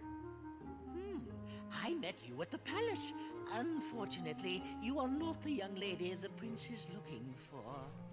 But I am a girl. I should at least be given a chance to try it on. Fair enough. Who are you? And what are you doing in my house? She's probably here to rob us. Mother, do something! You know, you That got a girl point. does not live here. I have only 2 daughters. I believe we're finished here, Your Grace. Regardless, she means no harm. Here you are, my dear. Jack, hurry. Your Grace, please wait. May I try it on? Hello there. Nice to see that Jack finally came through. She's just an imaginative child. Imaginative child, my ass. My orders were every maiden. You should let her go first. Exactly. Thank you. You're welcome. The name's Aqua, by the way. Aqua Laguna is the name. You. Just For kidding. teaching Terra, he needs to keep believing.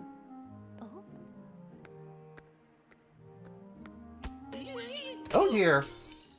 Well, damn. What will I do? Don't worry. You see, I have the other slipper. Oh my.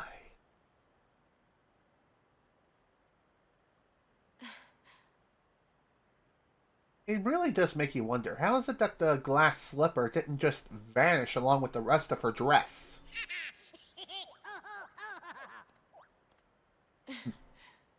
Nice. A perfect fit. I must inform the prince immediately. You will come with me, of course. I'd be happy to.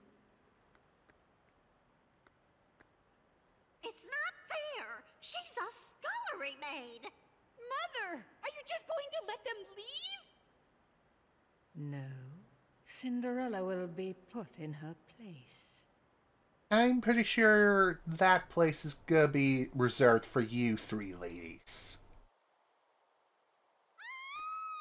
Well, speak of the devil! What happened? Where is Cinderella? She was attacked by a creature, a monster in the forest. A monster? Oh boy, this is gonna be fun. Dealing with this creepy, creepy monster. Hidden deep within the forest. Albeit not too deep, but still.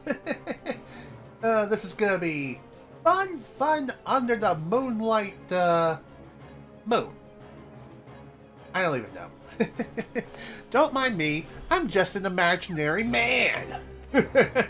Although I'm a real man. And I'm not 40. Not yet. Sweet merciful crap. It's raining pumpkins. You alright? This is what happens when you go against my wishes. Bye! The darkness in their hearts overtook them. No, I'm pretty sure they were just incinerated. That's all I'm saying. Why have we still not gotten a release date for Kingdom Hearts 4? Probably because they're still hard at work on it. Because they don't want to announce a release date far too early. Kind of like what they did with Kingdom Hearts 3. I'm just saying.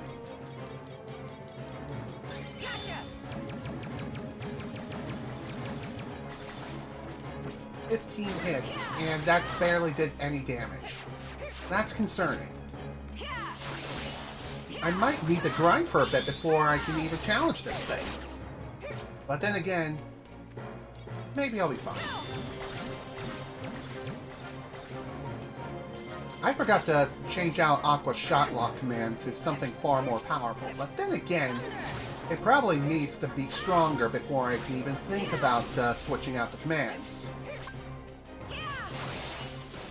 Let's keep it on high potion for now, and we'll be okay. Oops. I rolled right into that one like a fool.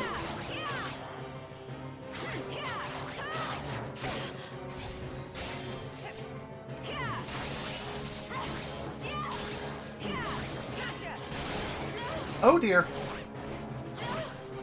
Enough with your vor! Get your fetishes away from me! I deal with that enough as is. This will probably be helpful right now.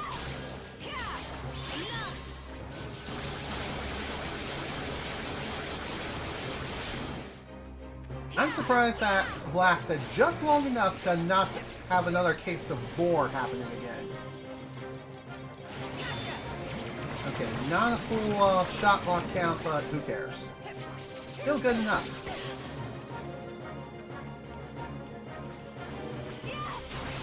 I'm surprised that hit. And I'm okay with it, honestly.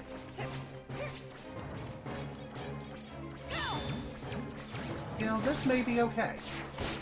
I say as I'm about to die. You know what, Ben? Come on out. Can we please lock on to the boss? And not get completely obliterated?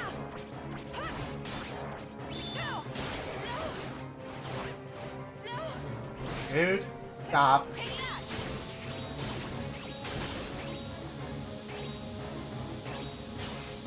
Really? I couldn't finish off the boss with that? Well, whatever. Ain't a big deal. I say as I get bored again.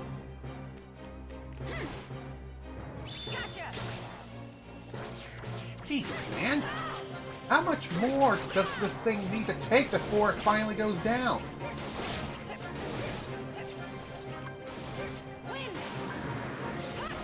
There we go, finally. Phew, that one is a bit rough, but hey.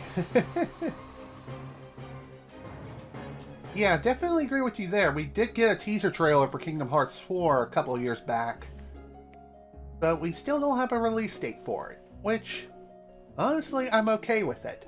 It's better for them to take their time and release a polished product versus rushing it out the door like it's some live service or something.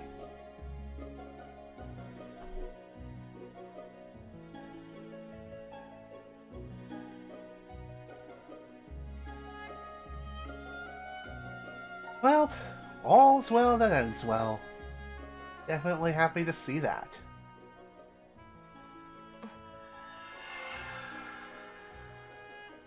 A pure heart filled with light? It's strange. The Master taught me darkness needs to be destroyed. But how? If not with light? Oh, my dear, you're too young to know. Experience more things, and you'll find the answer. Just trust in your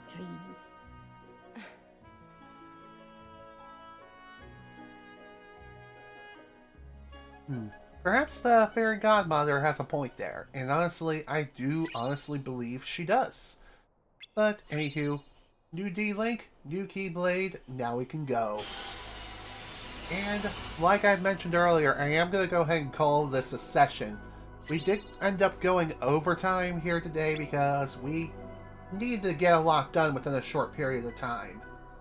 And this is a good stopping point anyway, so like I mentioned, once the stream ends and I get everything I need to together, then what I'm going to be doing is I'm going to be putting up a poll on my Twitter as well as the YouTube community tab, and I might post a poll on my Ko-fi as well.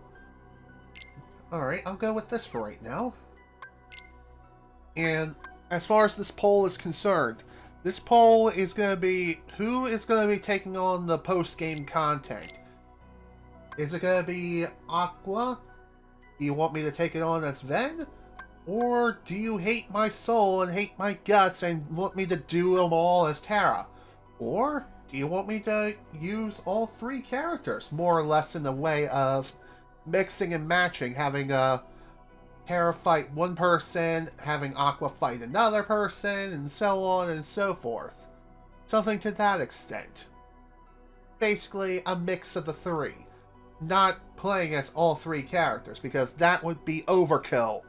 And, like I said before, this playthrough has gone on for long enough as it is, just because of the fact that, well, the first session and the second session, there was like a big 2-year gap between each other, but hey, it is what it is. Now with that, folks, I bid you all adieu for today. This is General Snivy with more Kingdom Hearts Birth by Sleep Final Mix. Thank you all so much for watching, and if you were able to attend the live stream live, thank you for attending. Next time, we're going to continue onward with Aqua's story, and get that much closer to finishing it up. I wonder how many sessions it's going to take for me to finish her story in comparison to the other two. Will it be another 3 sessions, just like with Van and Terra? Or will it be more or less? Only one way to find out. So once again, thank you all so much for watching. Hope you all enjoyed. See you all next time.